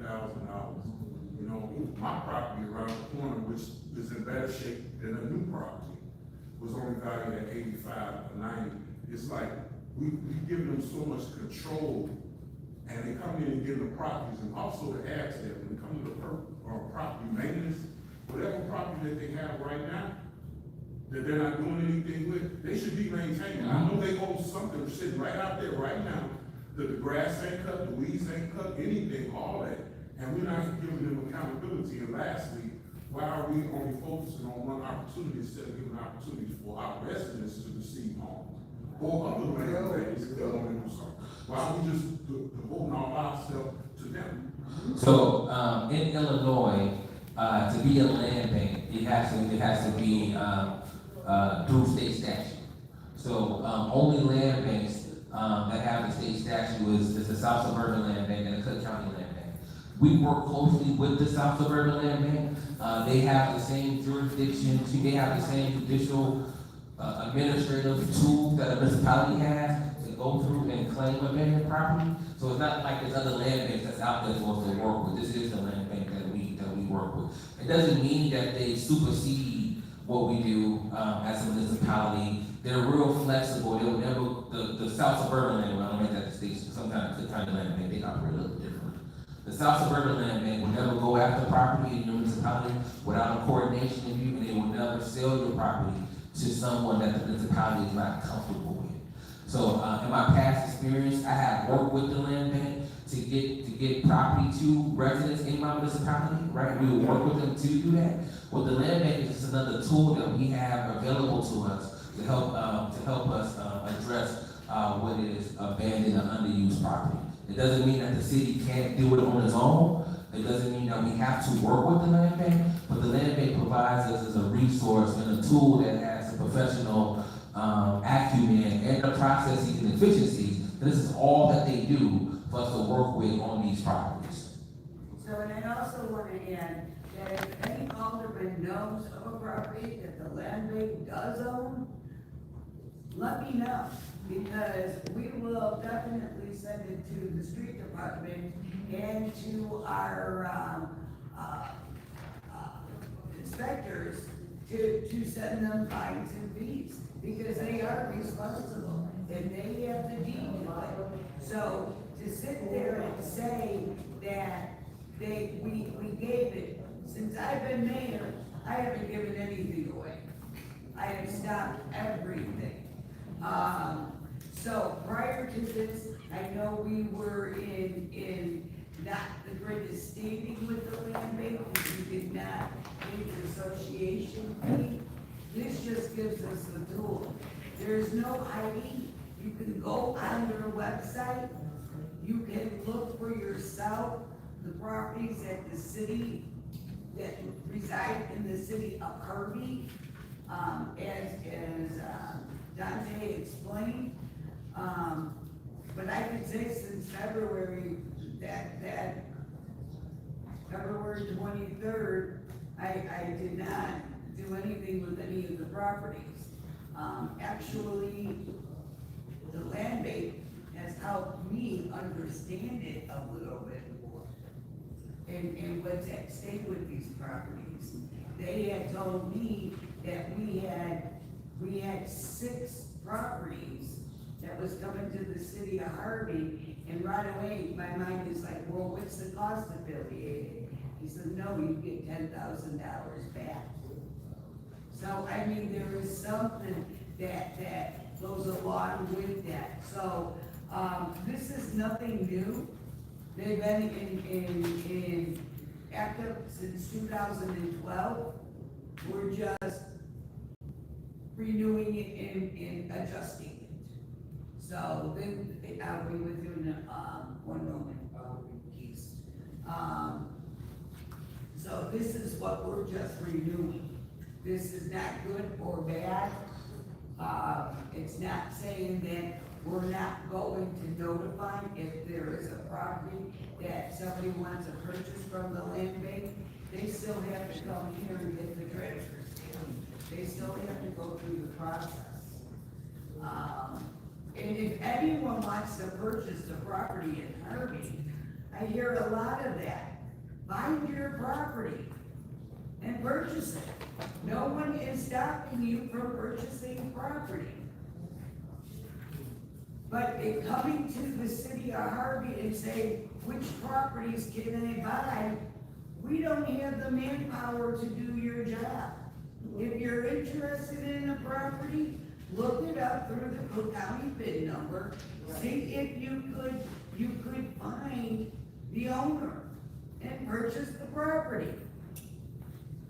That's the same thing. If the land bank owns it, you know, you can go through that. If the house is, you purchase a new house, you're gonna pay more than my neighbor's house sold for something. My house is worth more, but it was built in 1850. Big difference. Okay, go ahead, I'm sorry. Alderman Keys. That was some good information. I really still, to the point, I do feel that the Southland Bank, just like you said, we should be able to look and find the property. I don't think we should have to do it. They're properties. They should be giving us a list of everything that they're on.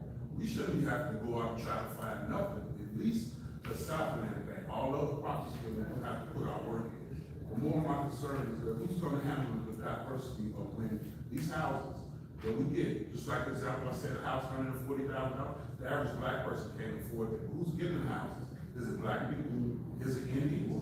Is it Asian? Where's the list of everything that they're selling and who's getting these properties? Yeah, I can get the list of property that's Asian person, but your second question, we're not even allowed to ask that question. Yeah, so typically they're not selling it to, the final occupant. They typically are selling the houses to developers that's looking to rehab the property to eventually then sell it for profit. And so what the land bank does is that they are able to come in, take property that has back taxes because the owner's abandoned, scrub those back taxes so they can get it back into a new owner's hand, a new taxpayer's owner's hand. That's the whole, I guess, the whole goal, objective of the land bank. Thank you. Alderman Smith. I do not know exactly how many, but I have ran across the one in my ward. They bought 5 houses. They are rehabbing. When I say rehab, I mean brand new sidewalks and driveways, okay? Now, it was my understanding there was 3 of them that went through the land bank. They purchased a lot of those properties. One gentleman told me he even sold a few so he could fix up some. They have been selling the houses. I don't think that the residents understand that house sitting there all these years, they owe a lot of taxes on them too. 30, 50,000 because of all the years. Money that we need to fix the streets that everyone complains about. Money we need to buy equipment for the streets department, all of that money. Those houses sitting there is like money just sitting there going to waste. So when people complain about them being sold to whoever, basically, if you feel like people buy one in the house, I care less, as long as you can pay the taxes on them so that we can get it paid. You understand? So, what I'm saying, I did see someone, they really benefit from it. They literally bought 5 houses in my area and they have sold them.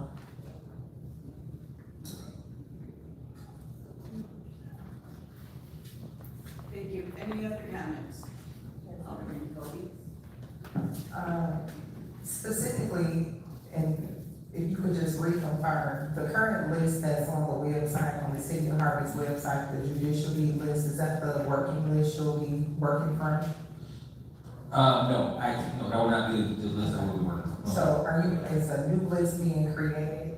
I didn't see that in Exhibit A, as far as a list of properties that would be, I guess specifically the ones targeted first.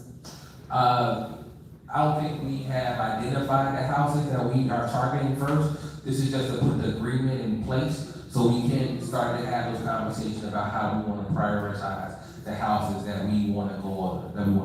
Because it's a resource question as well too, right? They still have to cover the cost, the administrative costs of lawyers, court fees, and all those things. So it's just not, we can go out to every house all at the same time. We need to be strategic and prioritize the houses that we want to go off, that we want to go with to do so we have the resources to get it done.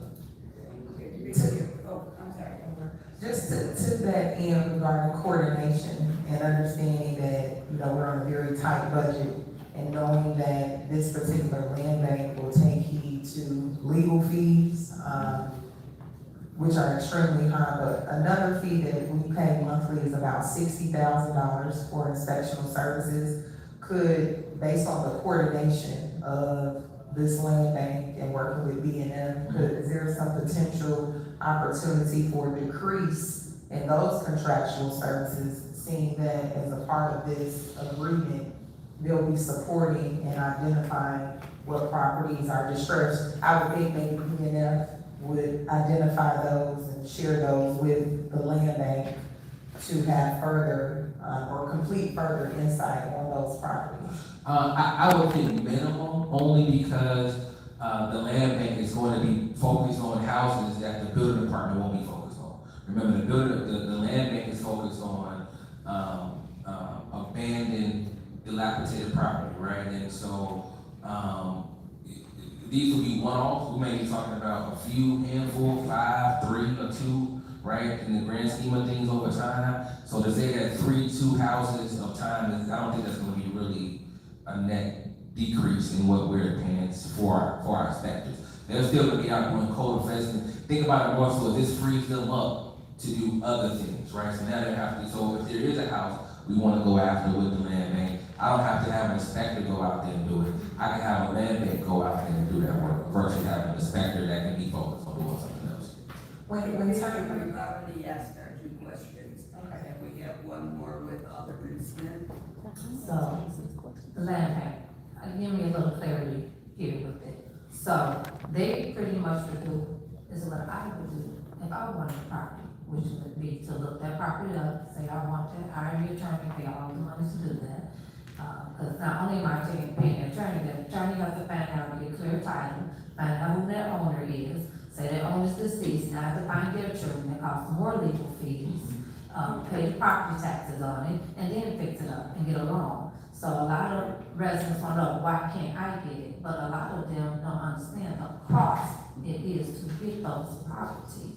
Yeah, everything is true with the exception, they don't have to pay back taxes. But they still have to serve notice, they still have to pay the legal fees, the notification fees, file court documentation, send notice to prospective owners. All that cost has a cost associated with it. Thank you. We've already asked our 2 questions. We have a motion, do we have a second? Have a motion by the first and second by the third. Okay, please cast your vote.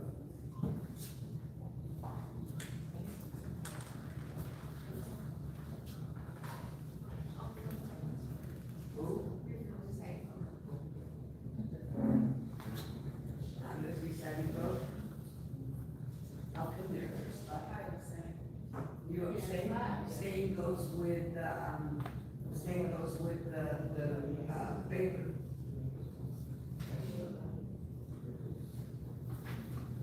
They have it set by majority vote of members present. Oh, it does call for me. Okay, thank you. Yes.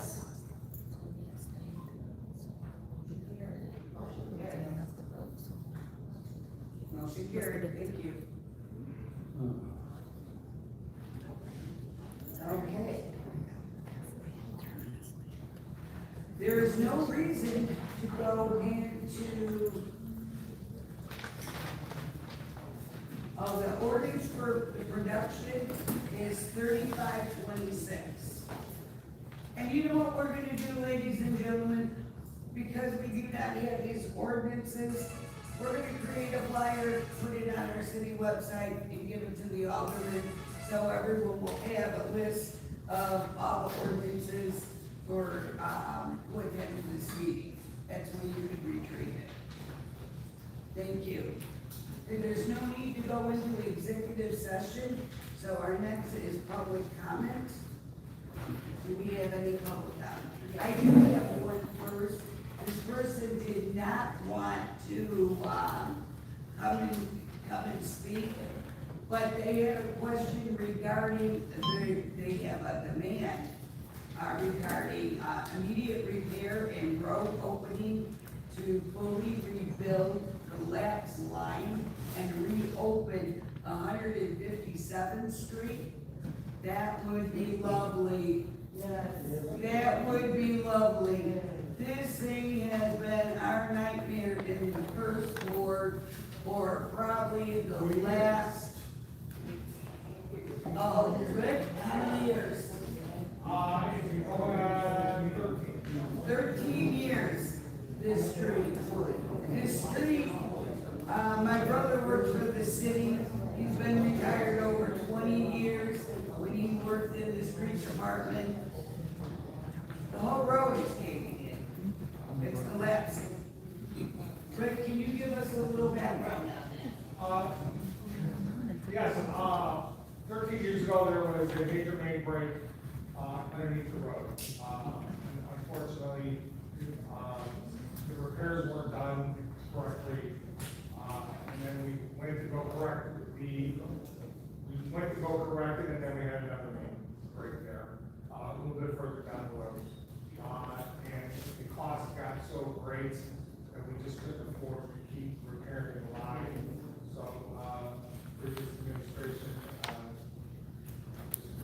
our best interest for the safety of all the community was to. Okay, thank you.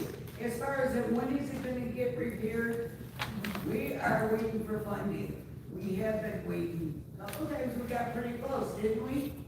Couple times, but then they ran out of money. That whole street needs to be redone, as long as many of our own personal streets. But this street, we had to close it down due to public safety. So without that, who's the next speaker? Reverend Sims. Oh, yes, I'm sorry. Thank you. Oh, the first one, oh, yes, thank you. Before we get started, Reverend Sims, we can have a seat. The first one was the resolution to appoint the assessor for local government to the Southland. That is for Bristol. We need a motion for that. Is there a second? Is there a second? We have a second? Okay, please vote for the motion to, replace Corinne Davis and put, Crystal Richards. No, that, you already voted on that. Yeah, okay, now we're doing five. Yes. Oh, all right, so that's, it was a typo on that, okay. So that, we're doing number 5. The first amendment intergovernment agreement between South Suburban Management and the developer. We have a motion by the, first, second by the. All right, please vote.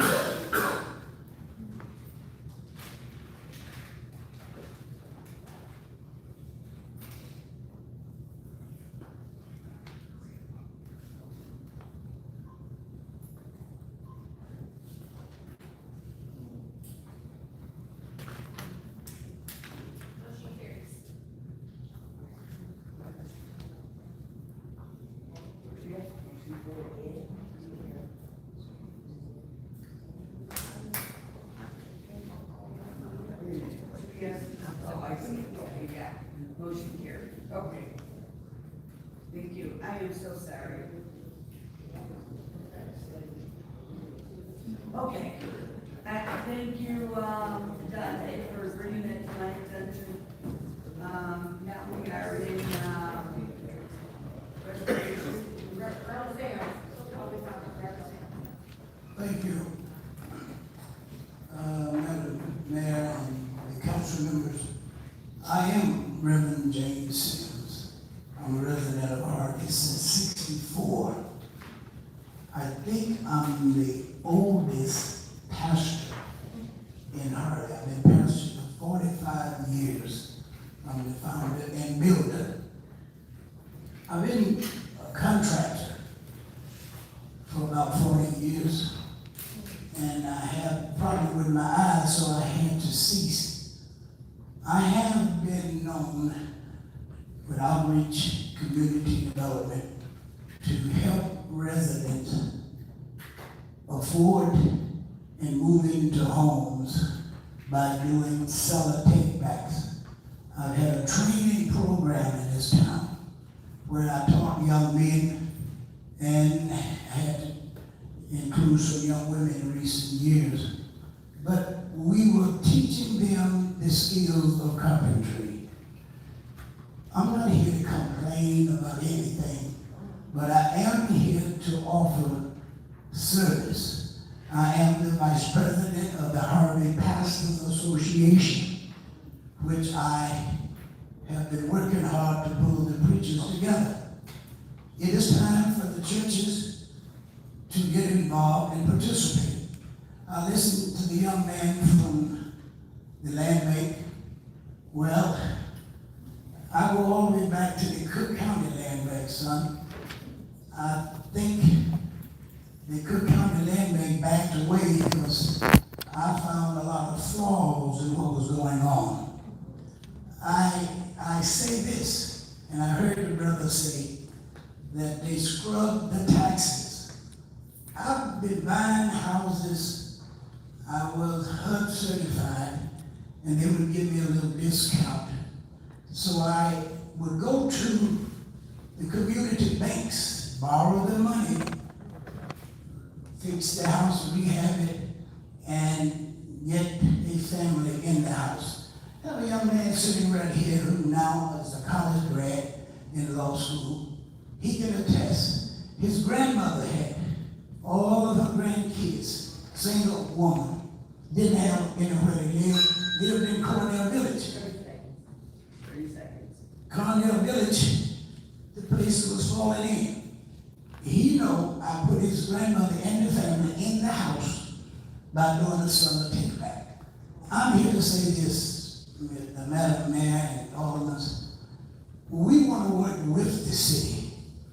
This is an opportunity zone. And we are going to, and I'm certified, but we're going to find an answer to how we can afford to get these houses and put citizens back in there without having tax. Thank you. And I want to say this, I heard him say they scrubbed the tax. They never did it for We me. have to ask you to stop. It's 3 minutes. Okay, on my time up? Your time is completely up. Yes, I'm Well, sorry. thank you. I just want you all to know. I know, but your time is up. We We will have work to with you. make Thank it you. consistent. Thank you, sir. Thank you very much. Next is Melville King Jr., followed by Granetta Salisbury.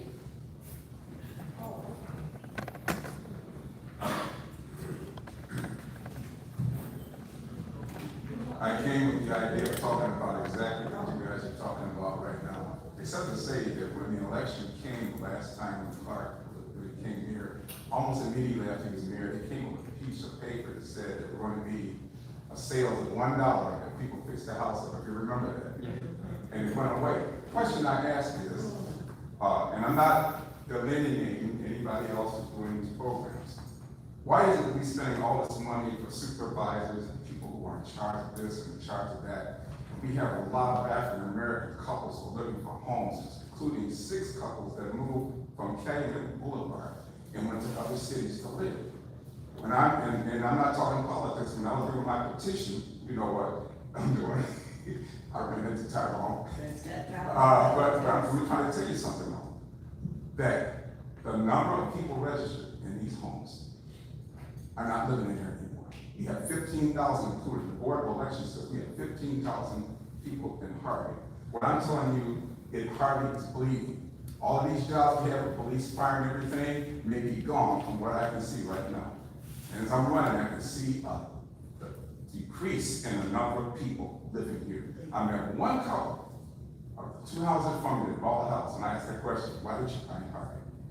Now, I wasn't being funny, I was being serious. And they said because we're trying. But I noticed something else too. The inspectors who were supposed to check out where they were living there on Calumet Boulevard, they put where the water line was, and they had built a sidewalk up. There's a water meter cover sitting way down in the sidewalk, like that. So when you're walking on the sidewalk, you break your neck. What I'm saying is this. We have to be more involved in what's going on. If we have inspectors, they should inspect. If we have weeds that need to be cut, they should be cut, not just before the meetings. If we need things fixed on our streets, we need somebody walking around. We don't need trees picked up along after they should, because right now on my block, there was a tree that was down there until they started this gas line. I don't know if many people know about it. They're replacing gas line. I don't know if they started on my street first or not, but they're replacing gas line and digging these big holes on the street on Calumet Boulevard, where they're going to each house and they're going ready to go to holes about 6 feet deep. And what they're doing is they're replacing it for the services. But the problem is right now, what I'm simply telling you right now, now all of a sudden they're doing gutters, they're going to the mains and all that stuff, and finding out that the services we should have being done right now are not being done. I'll say this quickly. We need not just a program for housing. We need in the city of Harvey reparations for young couples who want to get a house. And however we do it, we need to do it and quit the politicking and give these young folks a place to live. Thank you. Thank you. Thank you.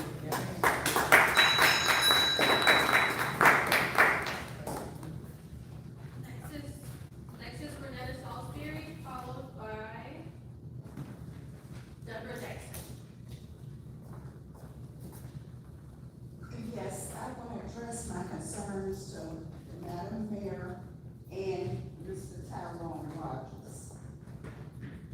I'm at 14300 Wallace Street, and in front of my home, there's a big pothole.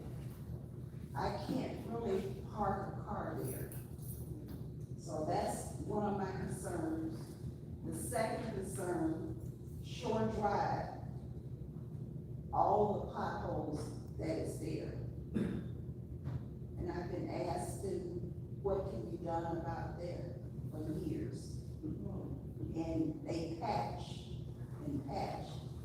But now there's holes, no patches. People not familiar with the area just tearing up their tires, and something needs to be done. And my last concern, the water bills, they continue to go up. Can something be done about that? So those are my main concerns. Thank you. Next up is Deborah Dyson, followed by Michael Stevens. Good evening, everyone. I'm here today. I want to start off by saying I want to thank Ramona for when I came in to make an appointment to see the mayor. She took care of the couple of problems that I had at that immediate time. Now, I wish some of the other problems would get taken care of, like the tree that's still in the backyard next door to me at the abandoned house that I pay $50 for to get cut all the time. Not getting reimbursed. Do you all need me to bring in my receipts so y'all can somehow make some type of legislation to give me my money back for the last 20 years?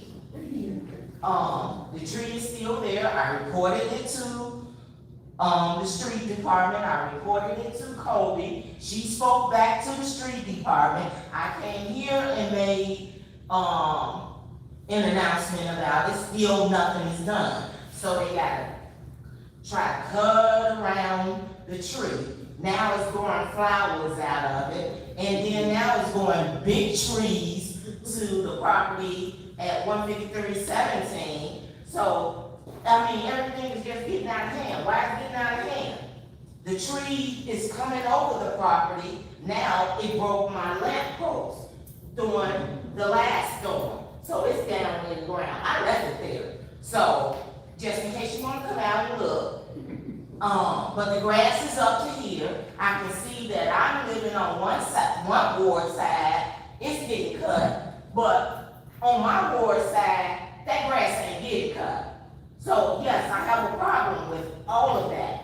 And with the land bank, I heard about them 4 years ago, 6 years ago, and nothing has really taken place that I know about. Otherwise, I don't know, maybe that property next door to me would have been bought up, purchased, put back on the books, but it's not. And frankly, I'm tired. So this year I have been tired of a lot of things. Frustrated about a lot of things. Especially once it starts storming. And that started July 2nd, 3rd, 11th, 27th, and then August 11th. So I'm tired. Come cut that group, get that dog up so I can continue to pay my $50 for cut the grass next door. Thank you.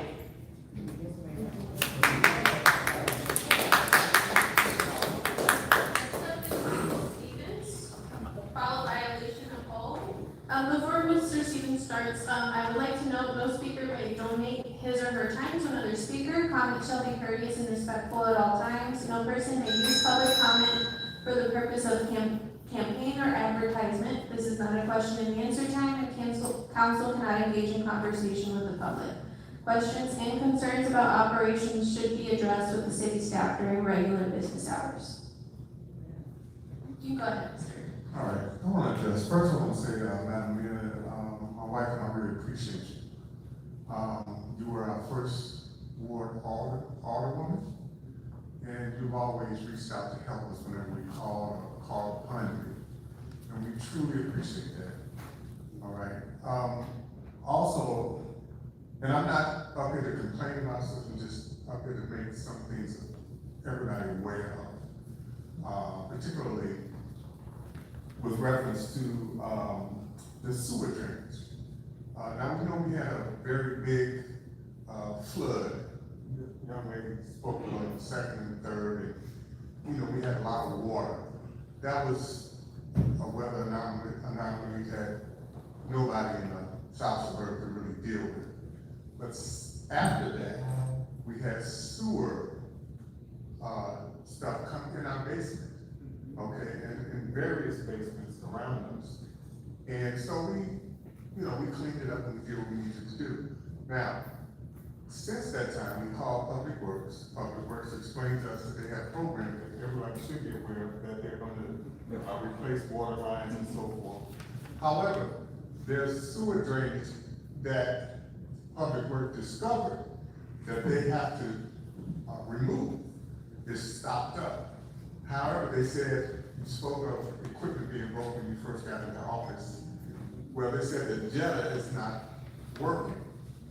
So I just want to make you aware of the fact that they said the jetter's not working in Public Works and we need this sewage removed. So the next time it floods, we don't have sewage in our basement. Sewage, we know is very disgusting, that we had to deal with. And we had to remove walls from our basements. We can't breathe this stuff. If you have respiratory problems, it's going to be a problem. So we would like that done. Also, young lady spoke about a tree in the backyard. Let me say this to all of the residents here, including all of them. I grew up in an age where we took care of our community, all right? Now, I'm sure we wait on the city to do everything for us. But if I live in a community, if I live in my house and right across the street from my house, there's weeds and grass growing this tall, guess what I'm gonna do? I'm gonna get my lawnmower out and I'm gonna cut it. I'm not gonna wait on the city to come do it because this is my community. And I'm not saying that the city doesn't have a certain responsibility, but we do too. We grew up like this. I'm 67 years old. I'm younger than a lot of people in here.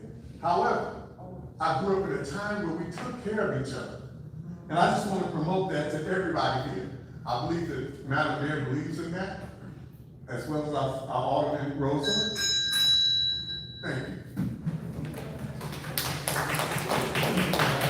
Next up is Alicia Nicole, followed by Ryan Zipowski. Good evening, everyone. My name is Alicia Nicole. I am a 6th Ward resident. I wanted to start kind of echoing the sentiments of the guy before me by first saying that a true leader is someone that is subject to scrutiny and ridicule, but remains diplomatic in the wake of those things.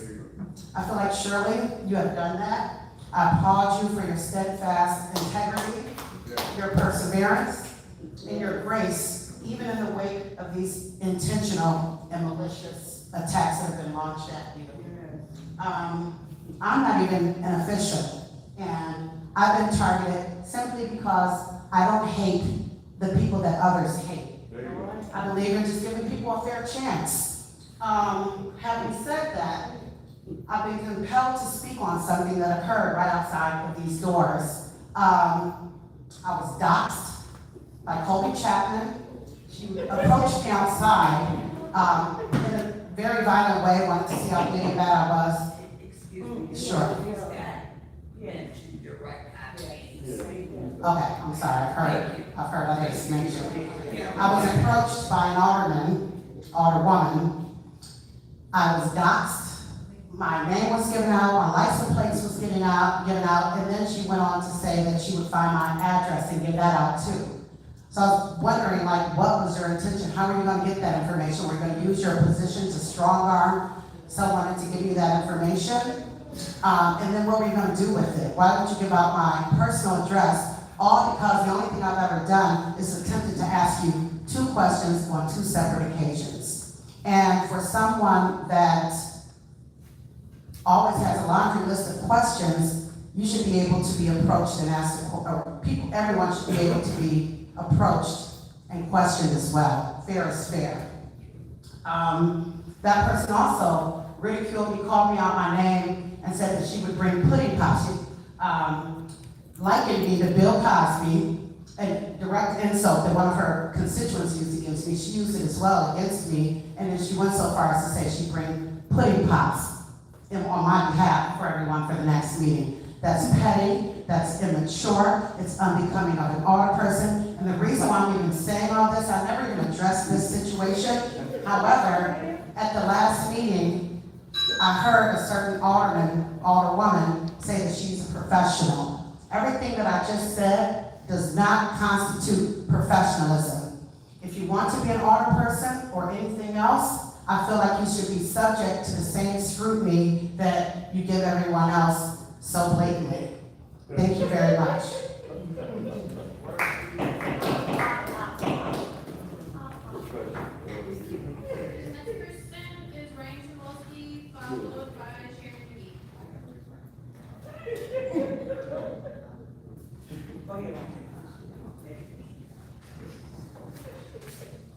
Hello, good evening, everybody.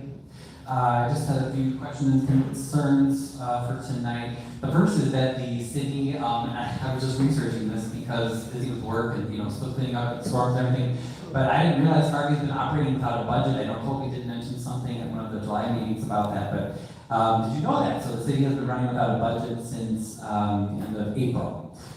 So I just don't know why that's true. Under state law, any contract signed without an approved budget is null and void. And the city is forbidden from paying money toward it. So then my question is again, why did you vote on any of these things tonight?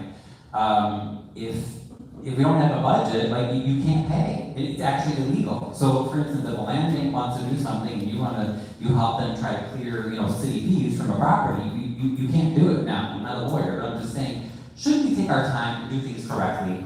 If there's any doubt that things are, an alderwoman, you need to stop making signs with your fingers. I'm not crazy. So you need to chill right now. Yeah, no, you need to get your alderwoman in order, Madam Mayor. Don't tell me you may take order. I'm not out of order. I'm that film ordinance, and don't you even intimidate me. I've already been brutalized enough by you. I'm the film ordinance, excuse me, Miss Mayor, reclaiming my time. Madam Mayor, reclaiming my time. On that film ordinance, okay, it's a good idea, but why are we passing confusing permitting law that risks hitting regular residents and small creators with fines if they are just filming local videos? Clarify the wording so it's clear it only applies to large film productions that shut down the city streets. Even myself and the young people back there were like, what, $1,000 a day to film in Harvey? Well, what if you have like a small group of 3 people and you're not a student and you're not a nonprofit but you still want to film? Okay, that's ridiculous. And it's just more taking money. On the Public Works Mutual Aid, again, great idea, but why aren't there any spending limits? If we ask homeless for help for more than 5 days, that ordinance says that there's no limit. They can just keep doing work and hardly have to pay the bill up to what, $1 million, $2 million? On the land bank amendment, I've sold properties for the land bank, so I'm all for that. But why are we letting staff, city staff, this ordinance, read the ordinance. City council members, have you read this? It says that you can send emails. City staff can send emails to the land bank and say, oh yeah, go after this property. I want you to go after this property owner and make sure it gets condemned because it looks bad. This should all be public, not through an informal email. And where's the accountability? They could get a property, wipe out all the debt, and then what's to prevent you from sending one of your buddies to the land bank? And I don't doubt the land bank, I actually respect them, but I don't trust the city council. What's to stop you from sending your buddies and saying, hey, all the debt's clear, now you can get that building. Remember that building in your block, 50,000? Now it's all clear. We need checks and balances in this city. Why aren't Harvey residents getting first priority to buy them? And just my final point is, all these items should be vetted in committee meetings. How many years has Ms. Chapman been saying this? Follow the rules. Every board, Madam Mayor, excuse me. Follow the rules. Committee meetings first for a new law. Then a committee of the whole, where we all get to ask questions. Then city council. You guys are trying to cram through 5 nights of legislation in one night, hoping that we don't see all the money you're stealing. You guys are just ridiculous. Can you be courteous And Shirley, you have no excuse because you have how many years in government? You can laugh all you want. Well, you said you wanted the criticism, right? You wanted the criticism, so I'm giving it to you. And you know what? Colby is much younger, and she represents more professionalism in following Robert's Rules of Order and just basic, honest order of government than you have. That's shameful, Shirley. Mr. Rinsky, I'm talking to you, Madam Mayor. Look, do you see these people? They don't even look at you to talk. So. Okay, for the record. Oh wait, I thought you were answering questions. I am talking for the record, we do not, let's not mention names. Thank you. We have talked about that. Follow the rules. And people want certain people to follow the rules, but they're not willing to abide by them themselves. So we cannot continue with this double standard. And allow That's freedom of speech. You cannot tell us not to name names, Mayor. We're talking a double standard. And when are we going to say enough, ladies and gentlemen? We are saying enough, Madam Mayor.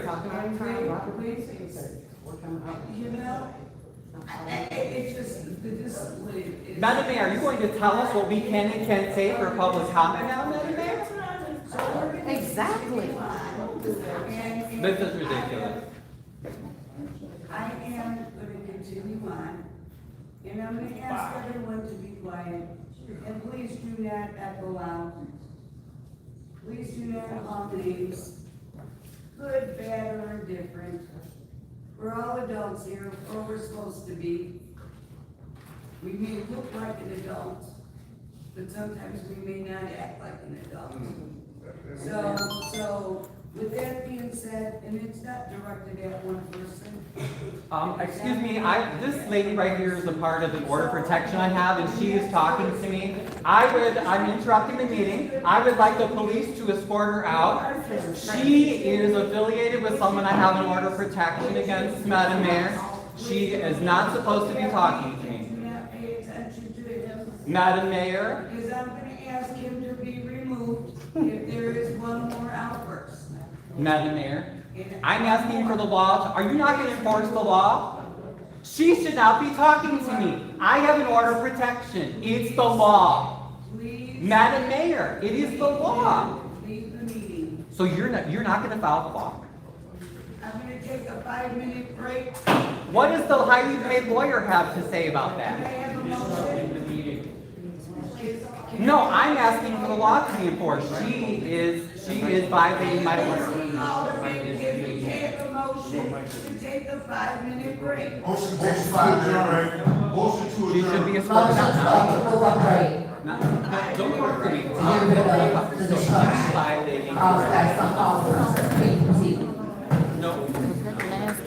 No. I'm not violating the law. She is violating. I have an order. You go escort her out, Sergeant Kirkwood. And Sid. So you're not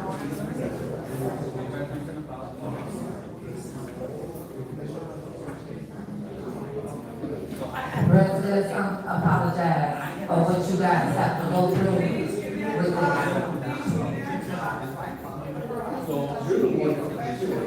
We're all taking a break. I can't swallow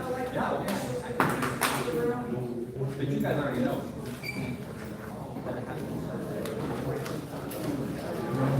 So Yeah, go anywhere. she cannot. She cannot. No. How much money?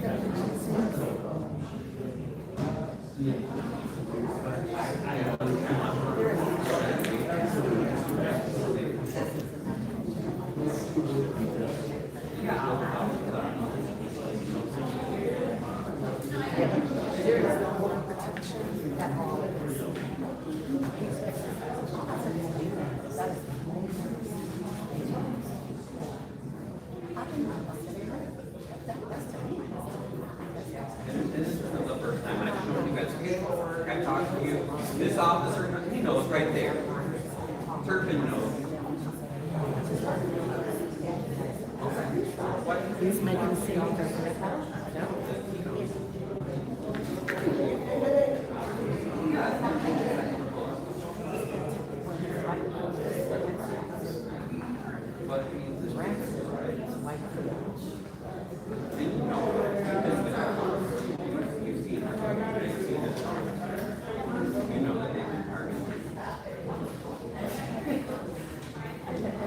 Facebook is all that.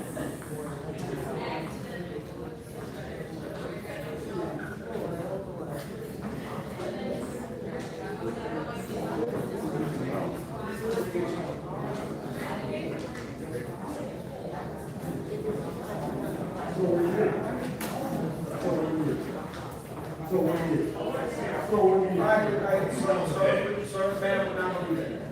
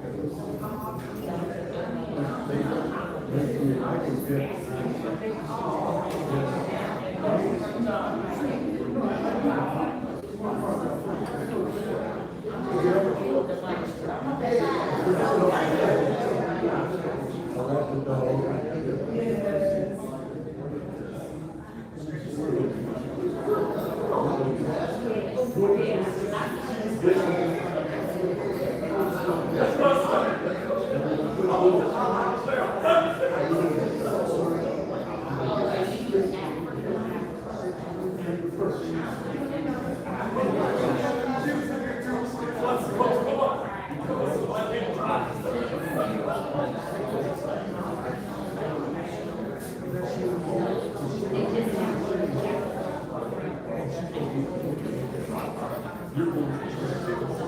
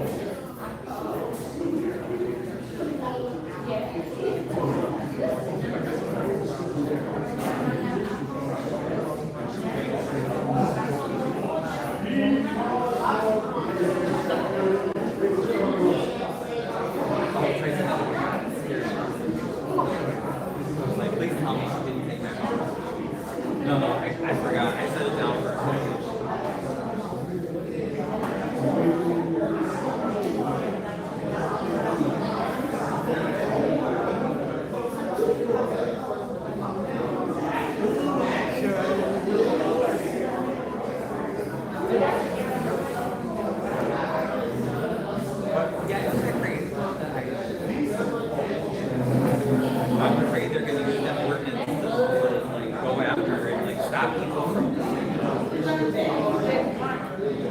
know, that's how they do everything in the city. It's all about time.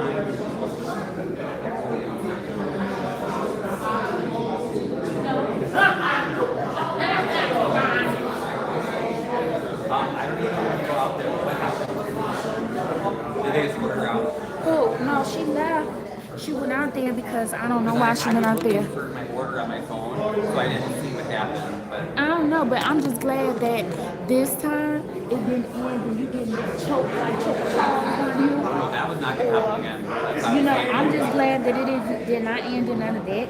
You know, the man that spoke in all black, giving Shirley her kudos. Like, I really wanted to turn around and tell him, you're getting a version of her that nobody else got.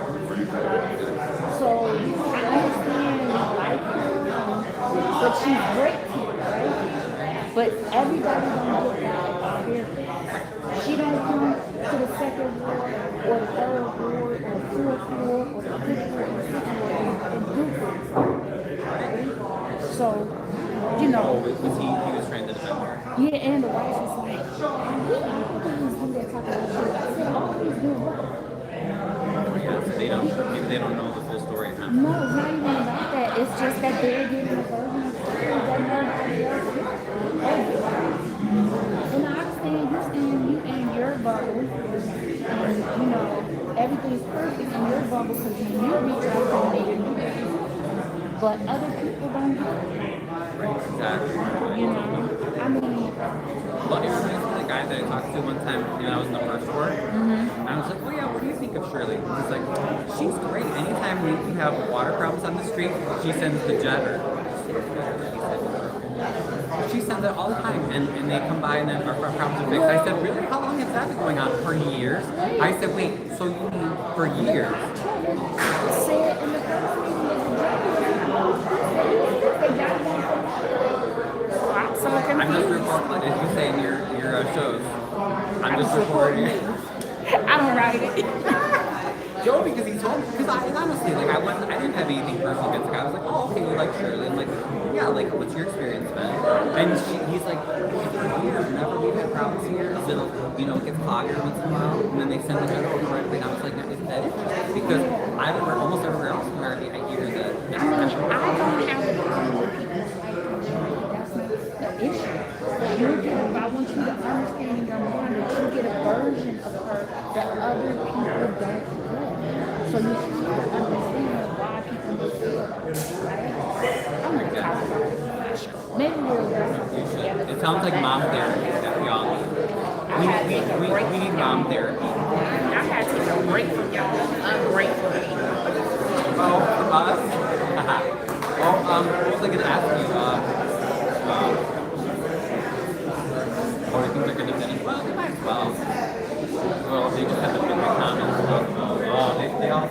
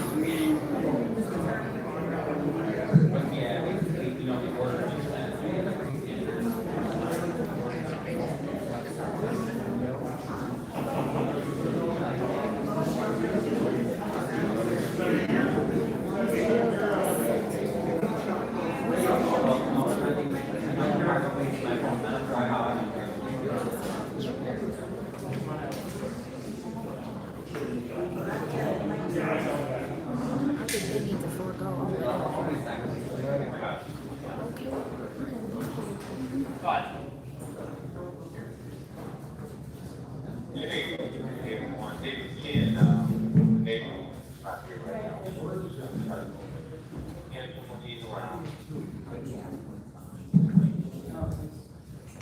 everyone have their microphones on? Okay. I'd like a motion to return the meeting. I motion to return to the meeting.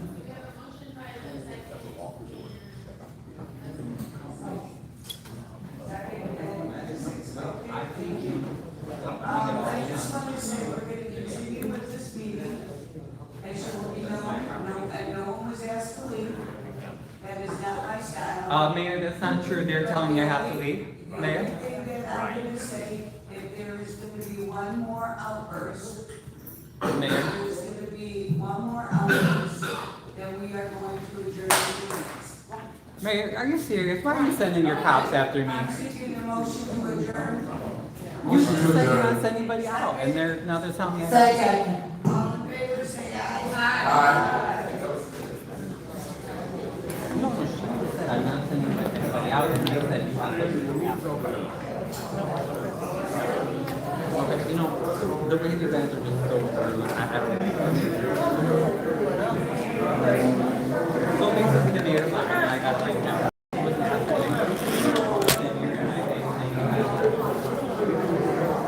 Okay, I'm gonna be live tomorrow. We'll be talking about the budget. We're going to also be talking about what happened in this meeting. We got a lot of things to actually talk about. Okay, so I'll see you guys tomorrow night. I'm gonna do maybe 45 minutes, no longer than that. So I'll see y'all tomorrow afternoon late.